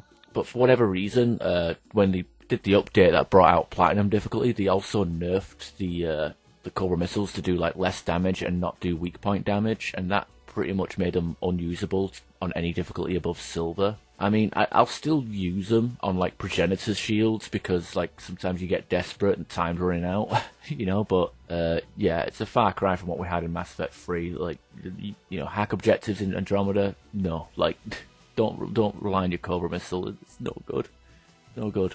The self-revive pretty much works the same in both games, though in Andromeda it's pretty fun because you can actually use it in mid-air. So like if you get shot out of the sky and die, and you can actually like revive whilst you're in the mid-fall and land on your feet and keep going, whereas like Mass Effect 3, if you die you have to like press the button and wait for the animation to take place, and sometimes you know, you can get sync killed, staggered, or, you know, stunned or whatever before you even regain control of your character, which can be really really annoying.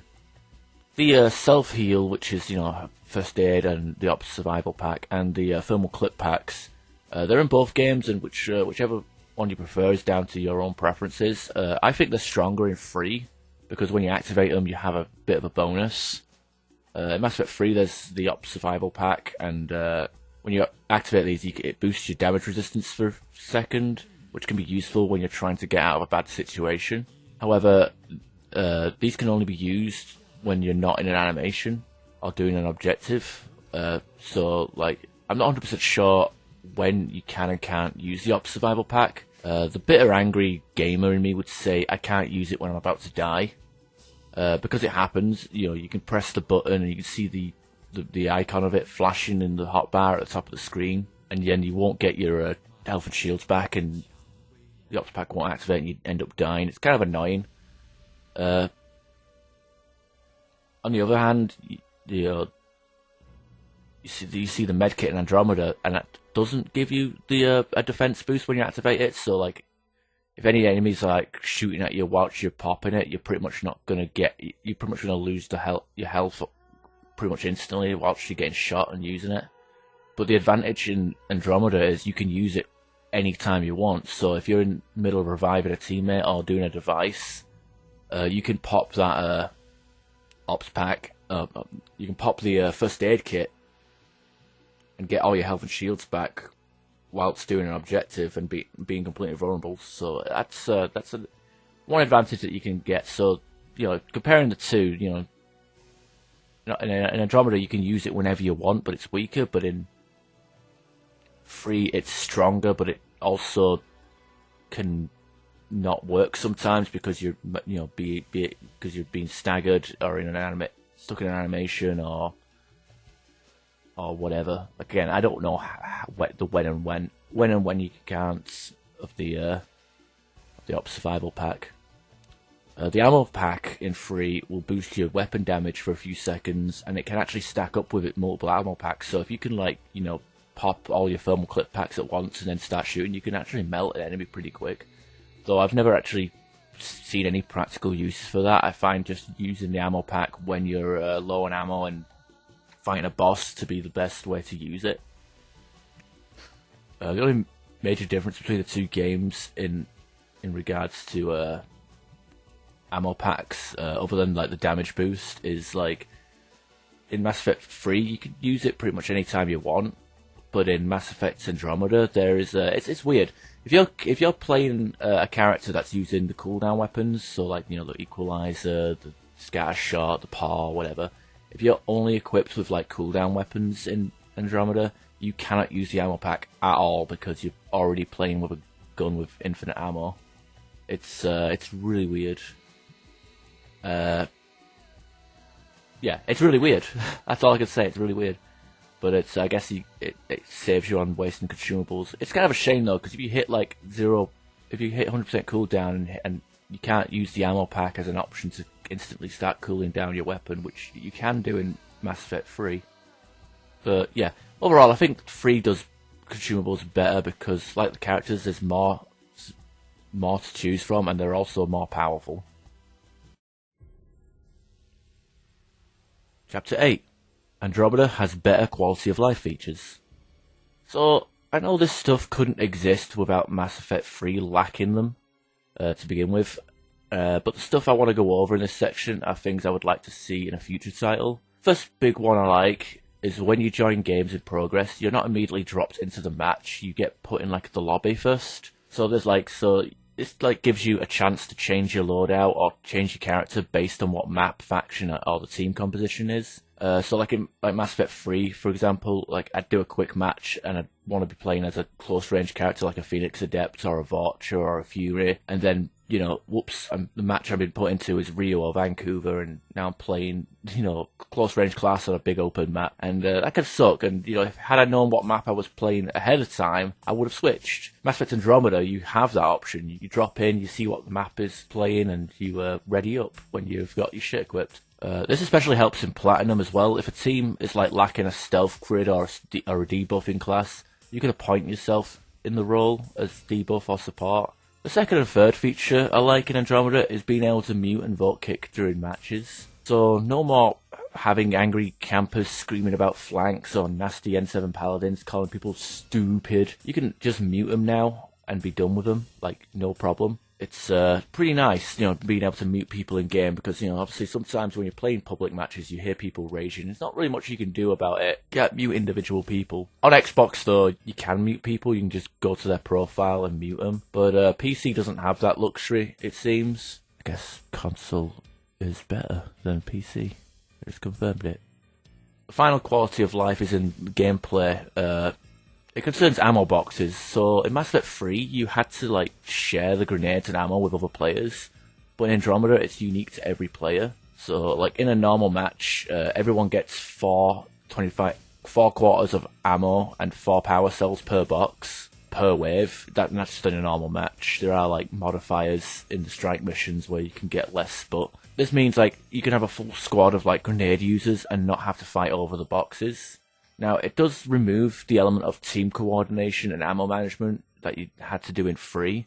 Well, I say this, but I don't think I ever coordinated or ammo managed outside of, oh, you're playing a grenade class too, I'll switch, That's pretty much my idea of grenade and ammo management in Mass Effect 3 is just seeing what my teammates are playing. Oh, 2 grenade classes, I won't play grenades, Yeah, in 3, it was just a race to the ammo box for most of the time and, spending all your thermal clip packs. This isn't an issue in Andromeda. Everyone gets grenades, everyone has fun blowing stuff up. There's no sharing of ammo and grenades. It's great. It's great. I mentioned this in the consumables section, but I want to bring this up again because it's a good quality of life in addition. There's no limit on the reset cards. Like, I have hundreds of them, and I could use them to experiment, test builds, and see what works and what doesn't. And it's a freedom that the Mass Effect 3 didn't really have, because like I felt like Mass Effect 3, if you like reset a character or reset your powers, you'd make a mistake, you know, or find out something doesn't work, and then you'd be stuck with it until you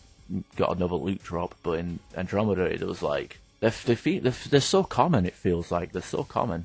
Oh, I want to add one more feature. I know I said the last one was the final quality of life, but this is one last feature I want to throw in because I just remembered it.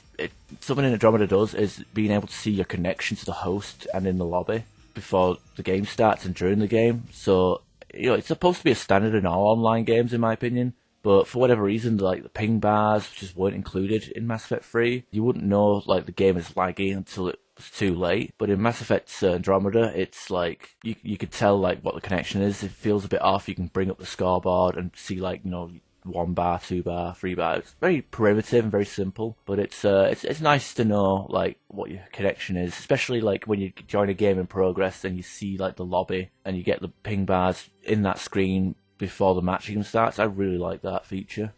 There are 2 things that were sadly absent from Andromeda that were in Mass Effect 3. I didn't know where to put them in this video, so I'm squeezing them into the quality of life section. So like the first one is country leaderboards.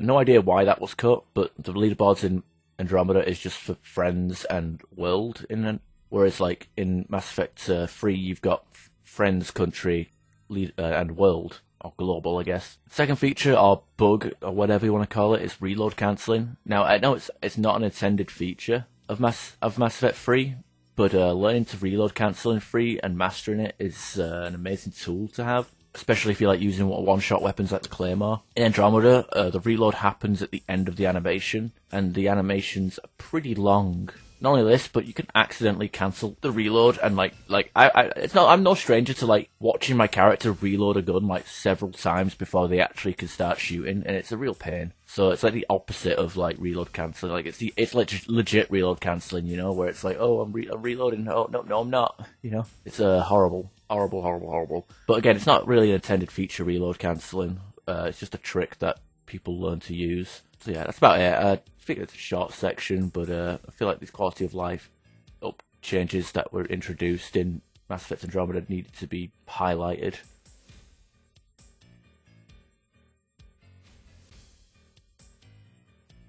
Chapter 9. Mass Effect 3 has better objectives. So both games have their ups and downs in regards to objectives, but Mass Effect 3 has more objectives, and you could argue they're a lot easier, especially with the fact that the Cobra missile actually works. And there's also a couple of bugs that make the objectives trivial. There's the infamous pizza run, where you hammer the spacebar whilst picking up and dropping the objective, which allows you to run whilst carrying or moving the item from one end of the map to the other. This is only on PC though. There's another where you can jump out of the hack just as you activate it, and you can run around the map because the game still thinks you're in the circle. You know, you're letting the line hold itself in that regard. I don't know why. And then the last one is kind of situational.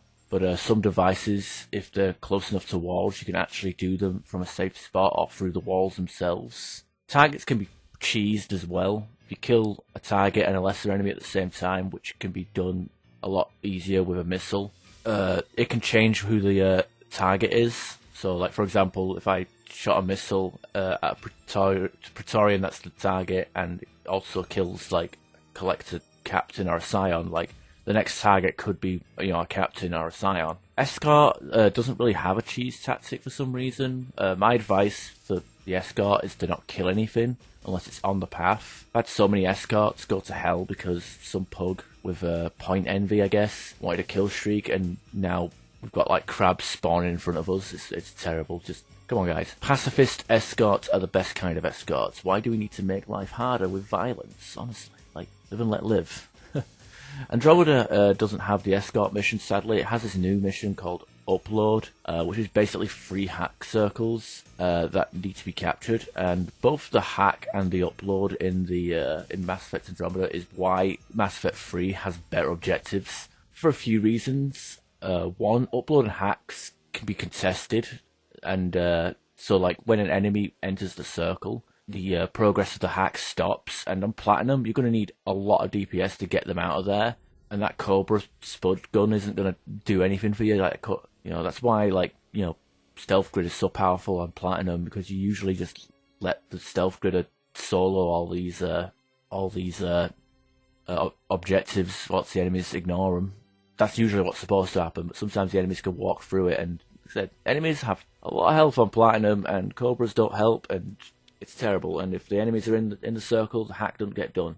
The second annoying thing is, if you leave the circle, it actually reverts your progress. So if things get hot and you need to leave that objective, in Mass Effect 3 you could just do that and lure the enemies away and then come back and continue your progress. But leaving in Mass Effect Andromeda pretty much means you're going to have to restart the entire objective, because that progress just reverts back to 0, which is horrible.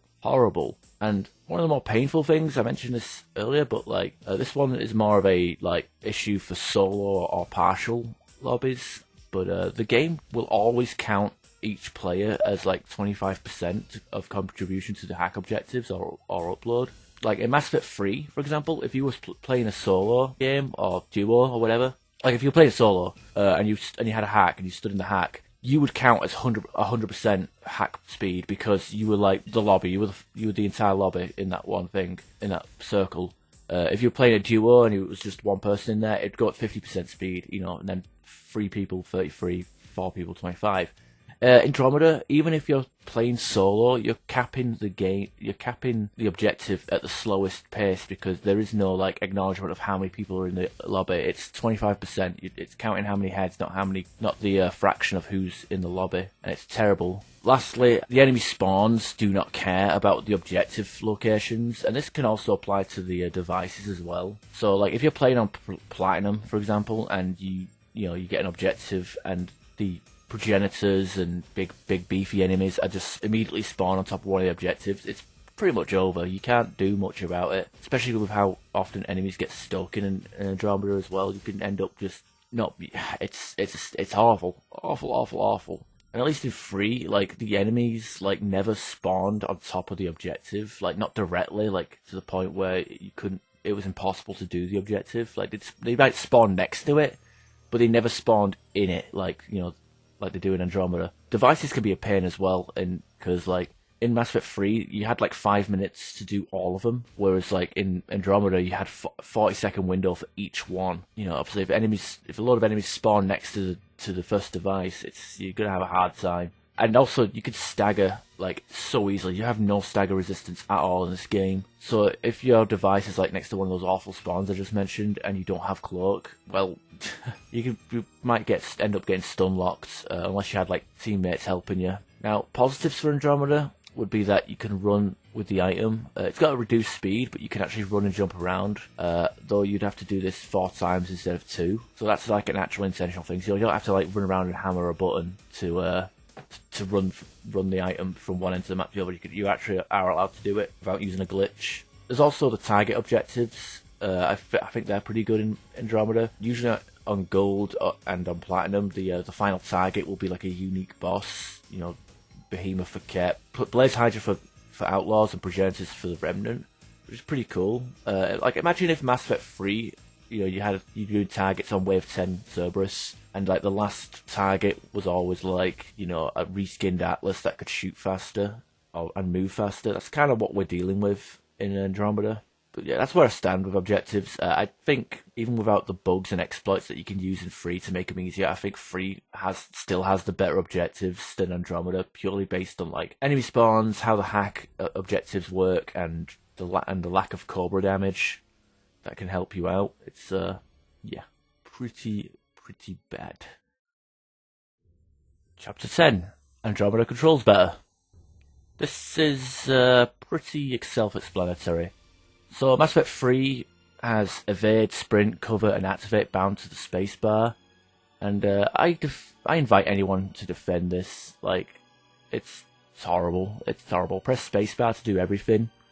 And yes, I know you can mod it and change it, but I'm not anything. I mean, come on, we're judging the games in their final state, but modding, like, if we could, you can mod everything.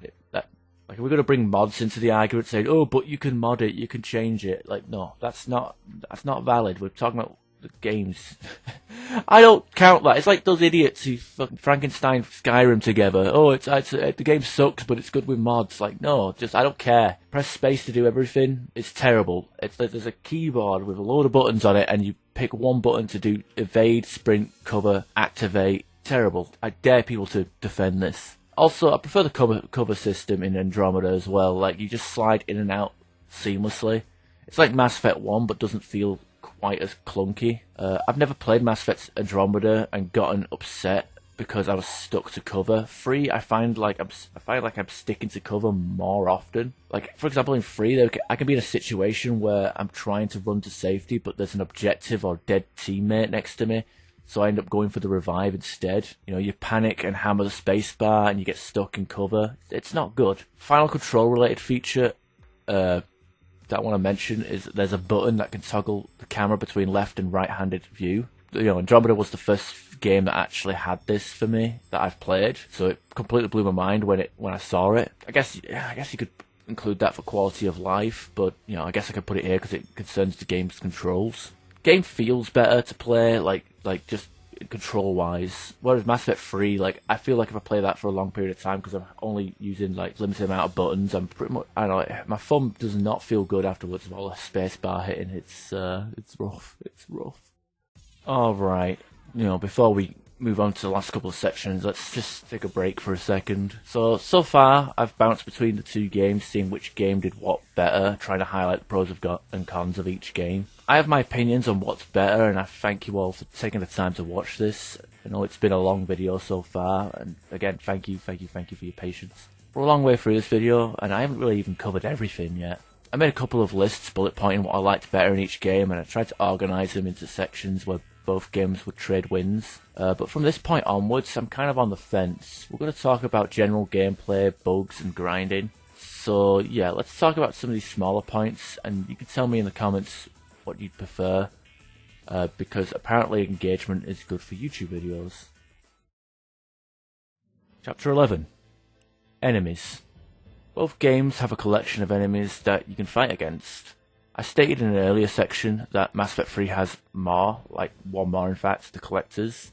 Now, I can enjoy the collectors and even respect them for how intentionally difficult they can be. They can be more annoying, but it's usually by design, and it's a design choice like based on how the players fought the original 3 factions, the Cerberus, Reapers, and Geth. First of all, like the right-hand advantage tactic that people would use, where you'd shoot around from cover, from behind the cover as well, where you could deal damage without taking damage and had no need to actually physically get into cover. That's kind of like countered with collectors, so like the Scions and the Praetorian range attacks actually have like a wide splash radius that would damage the player who wasn't in hard cover, leading to some pretty harsh deaths through walls and stuff that would go around corners. Possessed Scions are also very crafty. Like, they would, if they would see you in cover, they would fire cluster grenades at you to flush you out of cover, and then as soon as you pop out, they would start shooting you with their pulse blast, and you know, it'd only take 3 to kill you. It was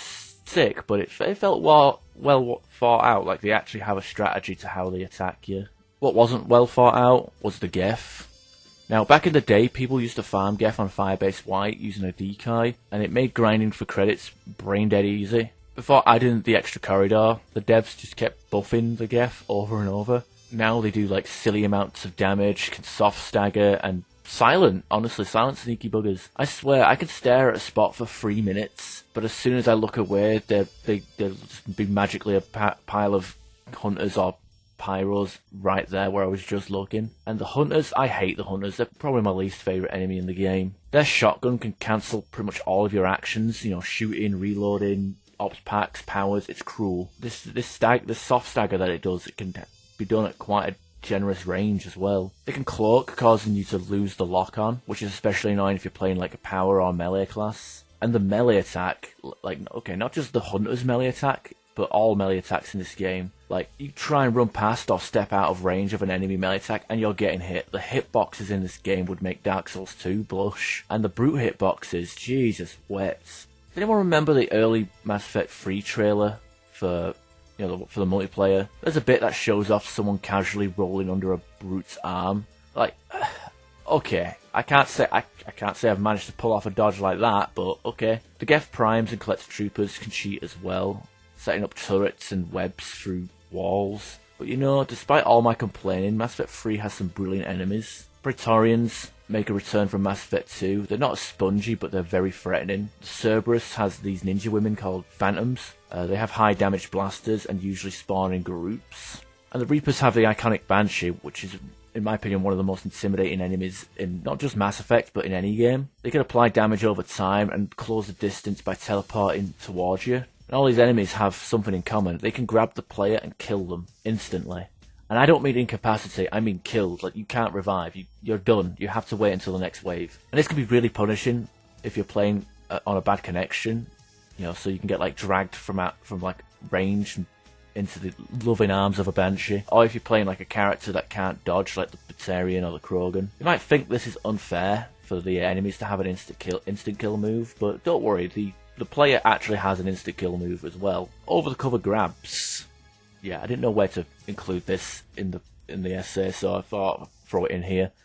Over the cover grabs. If you see an enemy like near cover, just pop to the opposite side of that cover and press the melee key, or hold it, or tap it frantically. I don't know. I've had trouble with over the cover grabs lately. I just get into cover, hit the F button until it works, and you'll grab the enemy, slam them to the ground, and kill them. Not all enemies can be grabbed, sadly though. Only the humanoid ones. Well, most of them. The Phantoms and armoured enemies are immune. Speaking of armoured enemies, Dragoons, they're a late addition to the Cerberus faction, and they're a pain in my neck. They just whip, shoot, and there's no downtime in their attacks at all. It's horrible. They kind of remind me of, like, Mass Effect 1, like insanity enemies, you know, kind of like the Krogans, you know, where they just run at you and keep attacking until the fight ends. There's no cover or regard for their own safety. They just keep coming at you and attacking until somebody is dead. Like, honestly, the hardest part of collectors on Platinum is Wave 11, like 3 Dragoons hounding you whilst you're trying to avoid crab lasers and scion grenades. It's chaos. Right, moving on to Andromeda. There's only 3 factions, the Remnant, the Ket, and the Outlaw. And I suppose you could argue that the Remnant are the new Geth because it's robots, and Ket are the new Reapers because I'm gonna play a single player. And the Outlaw are kind of like the new Cerberus? Barely, not really. It's not as surface level as that. Well, the Ket they have their own version of a Brute and Banshee, but the Ket have these dogs called Wraiths that can go invisible, and they kind of play like a mix between the Hunters and the Husks. They have the Anointed, which are a pain to stagger. You know, once they start shooting you with a minigun, they just don't stop it, and it's hard to stagger them. They just keep shooting. There's also the Destined, which are like the new Geth Hunters of the game, but they're not as bad. They pop some ninja smoke down that causes all enemies in range to go invisible, but it's not as bad as it sounds, since in Andromeda you can still target invisible enemies with powers, so it's not too bad. The Fiend and the Ascendant are basically the Brute and Banshee of this faction, though I will say the Fiend is a lot cooler than the Brute. The Ascendant is an odd one. You have to destroy its shield before you harm it, and it can even teleport and sync kill you. Luckily in Andromeda, sync kills aren't permanent, usually. I'm not sure what the deciding factor is, whether it's the remaining health or how many times you've already gone down, but you can still be revived after being grabbed. The Remnant are like the robot faction of the Andromeda. They have the annoying flying enemies, a tank that takes ages to kill, enemies that shoot through walls, and enemies that spawn over enemies. I'm not gonna lie, I hate this faction. It's just tedious to fight. And all the flying enemies are immune to manipulation powers like pull and throw, and meleeing these guys, Jesus. I don't know what it was about the RNG of the daily missions, but for whatever reason, the hand-to-hand was always set to Remnant, and it sucked. You ever played Pokemon and wondered why fighting types were weak to flying? Well, let me ask you this, have you ever tried punching a bird? And the annoying thing is, with Remnant is, like, because they can fly above you, like, especially the observers, or more specifically observers, they have the issue of, like, shooting just flying up and shooting down at you, so cover is pretty much not even an option. And you got the nullifiers that can shoot through cover, and the breaches that can punch over cover, so the Remnant are pretty much the anti-cover faction, which kind of sucks. Now, the Outlaws, even though they're not my favourite to fight in Andromeda, they're actually my favourite addition. I always felt like Mass Effect 3 was missing this kind of faction, like where are the enemy pirates, slavers and raiders. I know Mass Effect 3 was about teaming up against Reaper forces, but not being able to fight enemies similar to that in Mass Effect 1 and 2 was quite a shame. This Outlaw faction is brilliant. You've got like Krogan Berserkers that stagger, melee you to death. Basically this game's version of a Dragoon. Got Asari Pariahs that reflect bullets back at you. Tyrian Anarchists that throw down Inferno Grenades. Shame that we don't get any Inferno Grenades. Solarian Agents that are looking to farm you to death with decoys. Angaran Saboteurs, one of the new alien species that hits you with energy drain. And the most annoying enemy in the game, the Adhis? I don't know. They're like Andromedan Varen, and they're sneaky and can grab you. Like, if you start focusing on an enemy for more than a few seconds, you're more than likely to have an Addy already nibbling at your ass. There's also Hydra, this game's version of an Atlas, and it's way more dangerous. Like, if it targets you with those rockets, find cover. Those Atlas rockets are pretty weak compared to the Hydra missiles that will just flat out kill you if it hits you. There are a few issues with Andromeda, namely enemy aggro and targeting. It seems like they can target you through walls, and I'm no stranger to like walking around a corner into a destroyer blast. And these enemies seem harder to stagger than they are in Mass Effect 3. Like in Mass Effect 3 you could equip, dedicated weapons like the Falcon, and the enemies would stagger pretty consistently, but in Andromeda that doesn't seem to be the case. And also, whilst the enemies are hard to stagger in Andromeda, like the player isn't, which is ridiculous. So like, if I'm playing a Krogan with like Fortify, why the hell is like the Space Dog being able to stun lock me? I don't understand. Like, where's the poise? What is this? Dark Souls 3? Chapter 12. Working as intended. Okay, so this section could probably give Andromeda the win, for me at least. I won't lie, I don't know enough about Andromeda's glitches and stuff not working as intended. I think the reason for this is because nobody cared enough to data mine this game or see what's working and what isn't. Mass Effect 3 has a lot of bugs. In fact, I'm not going to go through them all because this video is way too long already. So I'll give you a few things off the top of my head.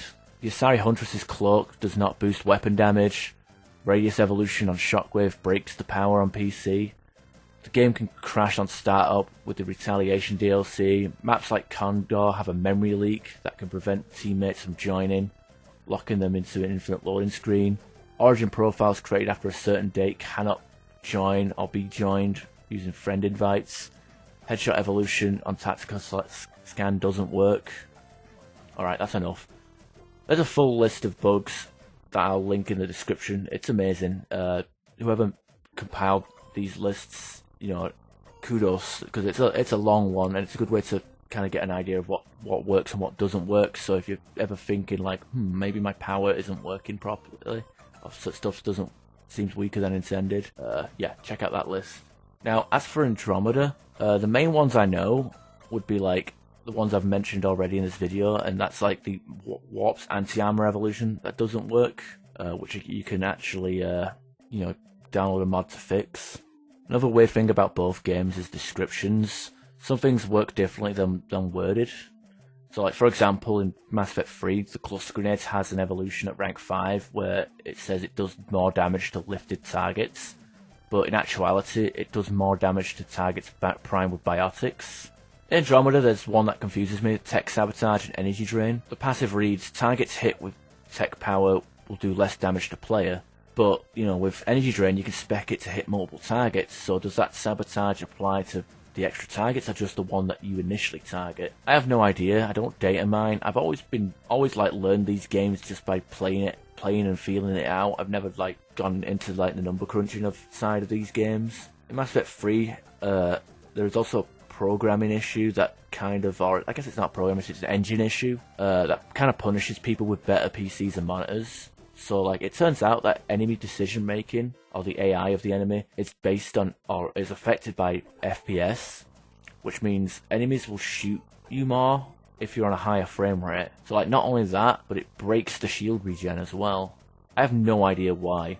I did my first platinum on PS3 last month, and even though I was barely killing anything, I stayed alive, and I think it was due to the crappy frame rate. So if you wanted to like do platinum solos easily, playing like some potato computer with like 15 FPS. Andromeda has its own issues, but it might be down to the Frostbite engine, like loading shaders. Anyone who's played this game on PC will know what I mean. Sometimes going from menu to menu will give you like long loading screen, loading all the shaders. It's a pain. There's another bug with sounds, like the game just blows its own eardrums, and you have to restart the game because there's no audio for the game anymore. It's terrible. If there's any more bugs or issues I don't know about for Andromeda, please post them in the comments, or if there's a big list like there is for free, please send me a link so I can add it to the description. Because I would really like to know like the ins and outs of this game a lot more, because most of my experience and knowledge of this game is just by playing it and feeling the game up, rather than actually reading and studying like and breaking it apart with like cheat engine or whatever the hell. But yeah, both games kind of have their own bugs and weird issues with them. But I will say Mass Effect 3 has the most like documented bugs, whereas Andromeda seems to be a bit more stable for the most part. Chapter 13. The Grind. Andromeda's loot box grind isn't that bad. No, I'm not joking. This is the other bigger hill that I'm dying on.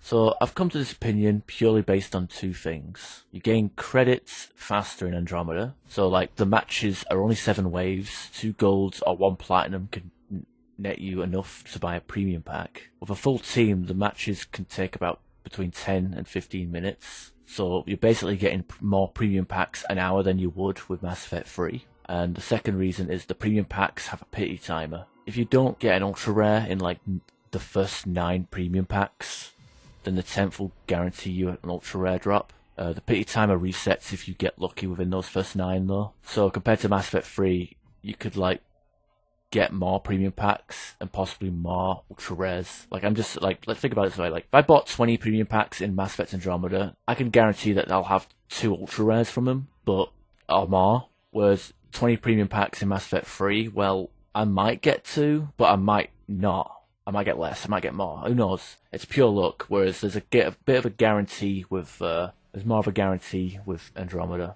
And I can hear people crying about the weapon variants diluting the loot pool and ruining the game, making it more grindy. And yes, you do have to unlock more cards in Andromeda, but at least there's like an end goal in sight. So like, hypothetically, if you compared 2 Mass Effect 3 players that only played gold matches, they both have 500 hours clocked up on N7HQ, and they spend their credits the same way. How do you think both of their collection would look, like their ultra rare collection? Like, I don't think they would look the same. They'd probably look pretty radically different. One might be doing more, might have unlocked more ultra rare weapons than the other. With Andromeda, you look at 2 gold only players, 500 hours, same spending habits. I can guarantee that their progression with unlocks wouldn't be as far apart. Luck will always play a huge part in loot boxes, but I don't think the dilution of the loot pool is what makes unlocking things a chore in Andromeda.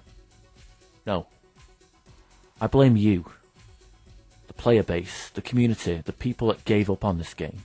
The only reason why the grind is so bad is because it takes longer to find a game than it does to actually play one. I'm not pulling this out of nowhere. I've sat in lobbies for 30 to 40 minutes. I've done solos that take nearly up to 30 minutes or more, and it's a chore. That's why I think the grind is long. If you find a group of people to play with on a regular basis, you're looking at like 12-minute gold matches. That's like 2 premium packs an hour. No, Mass Effect 3's weapon grind is much worse. It takes much longer, and that's my stance, and it has been for years, and I won't budge from this hill. I actually like the loot box system and mission fund system in Andromeda.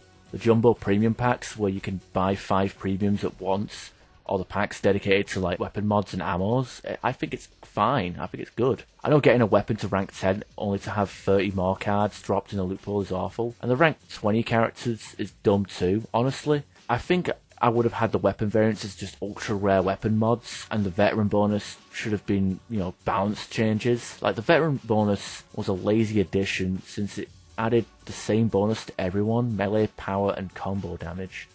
Like, it's great for Krogans, but what about the weapon specialists? I feel like the veteran bonuses should have been more specific to each character and their kits. Like, have headshot and weapon damage bonuses on the soldiers or infiltrators. Combos on the casters and melees on the vanguards and Krogans. I also defend the existence of siphon and concussive weapons. Like, concussive weapons are fun. Like, getting headshot kills and being rewarded with an explosion is so satisfying. And the siphon, the health leeching feature that this game has, was pretty much necessary because in Andromeda the health and shield gate system is practically non-existent. So like in Mass Effect 3 there's this thing where if you took a load of damage you'd lose all but a tiny bit of your shield, and if you took damage your shield was gone, and that was that's a simple explanation of what shield gate is. The same happens with health, so if you're running around with no shield you will not die in one hit usually. There's a cooldown to the health and shield gate, and usually rapid-firing weapons like the Cerberus turret would pretty much ignore the shield and health gate. In Andromeda, I found like getting killed in one hit from full health or full shields with low health was not an uncommon thing, especially with classes that had like the high health, low shields. It was brutal. Thankfully, the siphon weapons allowed the necessary health regen that allowed like certain classes to actually be fun. Like the Turian Havoc is a tank whilst hovering. The Praetorian Vanguard went from being my least favourite class to being my second favourite. I feel like siphon weapons are a necessary evil to Andromeda purely because of how lacking the survivability is with the in regards to health and shield gate. The one grind that nobody seems to talk about, which is a lot worse than the loot boxes in Andromeda, is the leveling. Not just leveling the characters, but leveling those passives in the background as well. So in Mass Effect 3, leveling is pretty easy. You'd play some unknown, get XP bonuses and level up to 20, and you'd only have to do this 6 times, once for each category of class, and then you're done, unless you wanted to promote for N7 Mastery. But still, I think N7 Mastery is a hell of a lot quicker than leveling up every single character in this game to 20. Mass Effect Andromeda did away with the classes, both in single player and multiplayer, so every character needs to be leveled individually, and let me tell you, it takes a lot longer to get from 1 to 20 in Andromeda than it does in 3. First of all, there's no unknown XP bonus, so you're forced to equip XP boosters and play strike missions that give extra XP. Now, I did list this as a positive earlier, but playing the same map, character, and faction with the same objectives over and over again just to get one character to level 20, it's pain. It's a real pain. It's boring. The novelty wears off pretty quick. You kind of get sick of it. And there's some characters like the Asari Duelist and the Kineticist that are really terrible in the early levels. Like, they don't get good until like level 15, so it can be a bit of a slog. You know, sometimes people's first experience with certain classes will be like low level, low rank card unlocks, and it's rough to, you know, drag yourself through that. In addition, there's these passive bonuses that you can level in the background. Even at level 20, the XP grind isn't even truly over. Each character has a bonus that they contribute to, so like there's some with power recharge, some with shield bonuses and something or other, and that takes a long time to level, and each level only gives you a 1% increase. And I think there might be an achievement tied to it too. Trust me, it's not worth the trouble. I skipped the grind using computer magic. 600 hours on PlayStation, 600 hours on PC kind of gives me that right. I just couldn't do it. I'm fucking done. Okay, this video took so long just to write, record, edit. Oh god, get gameplay footage. Oh god, I don't want to do any more video essays. I suck at them. I suck at them. How do people make a living off of this? Anyway, so my overall opinion, which game do I think is better? Well, the thing is, I like Andromeda more, but the thing is, like, in terms of gameplay, I like Andromeda more, But Mass Effect 3 has more to do and more players, so it's hard to say which one is actually definitively better. Like, Andromeda is a blast, but I run out of things to do and get burnt out on it a lot quicker. Mass Effect 3, however, has a lot more maps, a lot more characters, and I can play that game for a lot longer and not get tired. So, like, with Andromeda, I can play that game for 2 hours and I'm like, okay, I'm done, I've had my fill. But Mass Effect 3, I can play for like twice as long, and I still have that addictive one more match mindset for it. I know most people will pick 3 as the best, and maybe it is. I just hope that this video has helped people maybe look more positively on Andromeda's multiplayer, and maybe even give it a second try. What would I have in the next Mass Effect multiplayer, if that was even going to exist? And I hope it does. I'm more hoping that we get a solid single player that will revive the series, but, you know, if Mass Effect 4 or 5 or whatever you want to call it gets a multiplayer, I don't know, I used to compare Outriders to Mass Effect Andromeda because it feels like Andromeda but without jetpacks. I think a game that feels fun to play like that, set in a Mass Effect universe, with all the powers and its guns and combos, would be an interesting idea. And hopefully some BioWare dev might look at this video, or look at a forum post or Reddit or comments, and see that there's still people playing these multiplayer games and really care about them, even 10 years on after they've made it. There's dedicated Discord communities, subreddits, live streamers, forums, YouTubers, and still play Mass Effect multiplayer and keep this decade-old mode. Like, that was pretty much just tacked on to the end of Mass Effect 3, and it's incredible how much like people play it even today.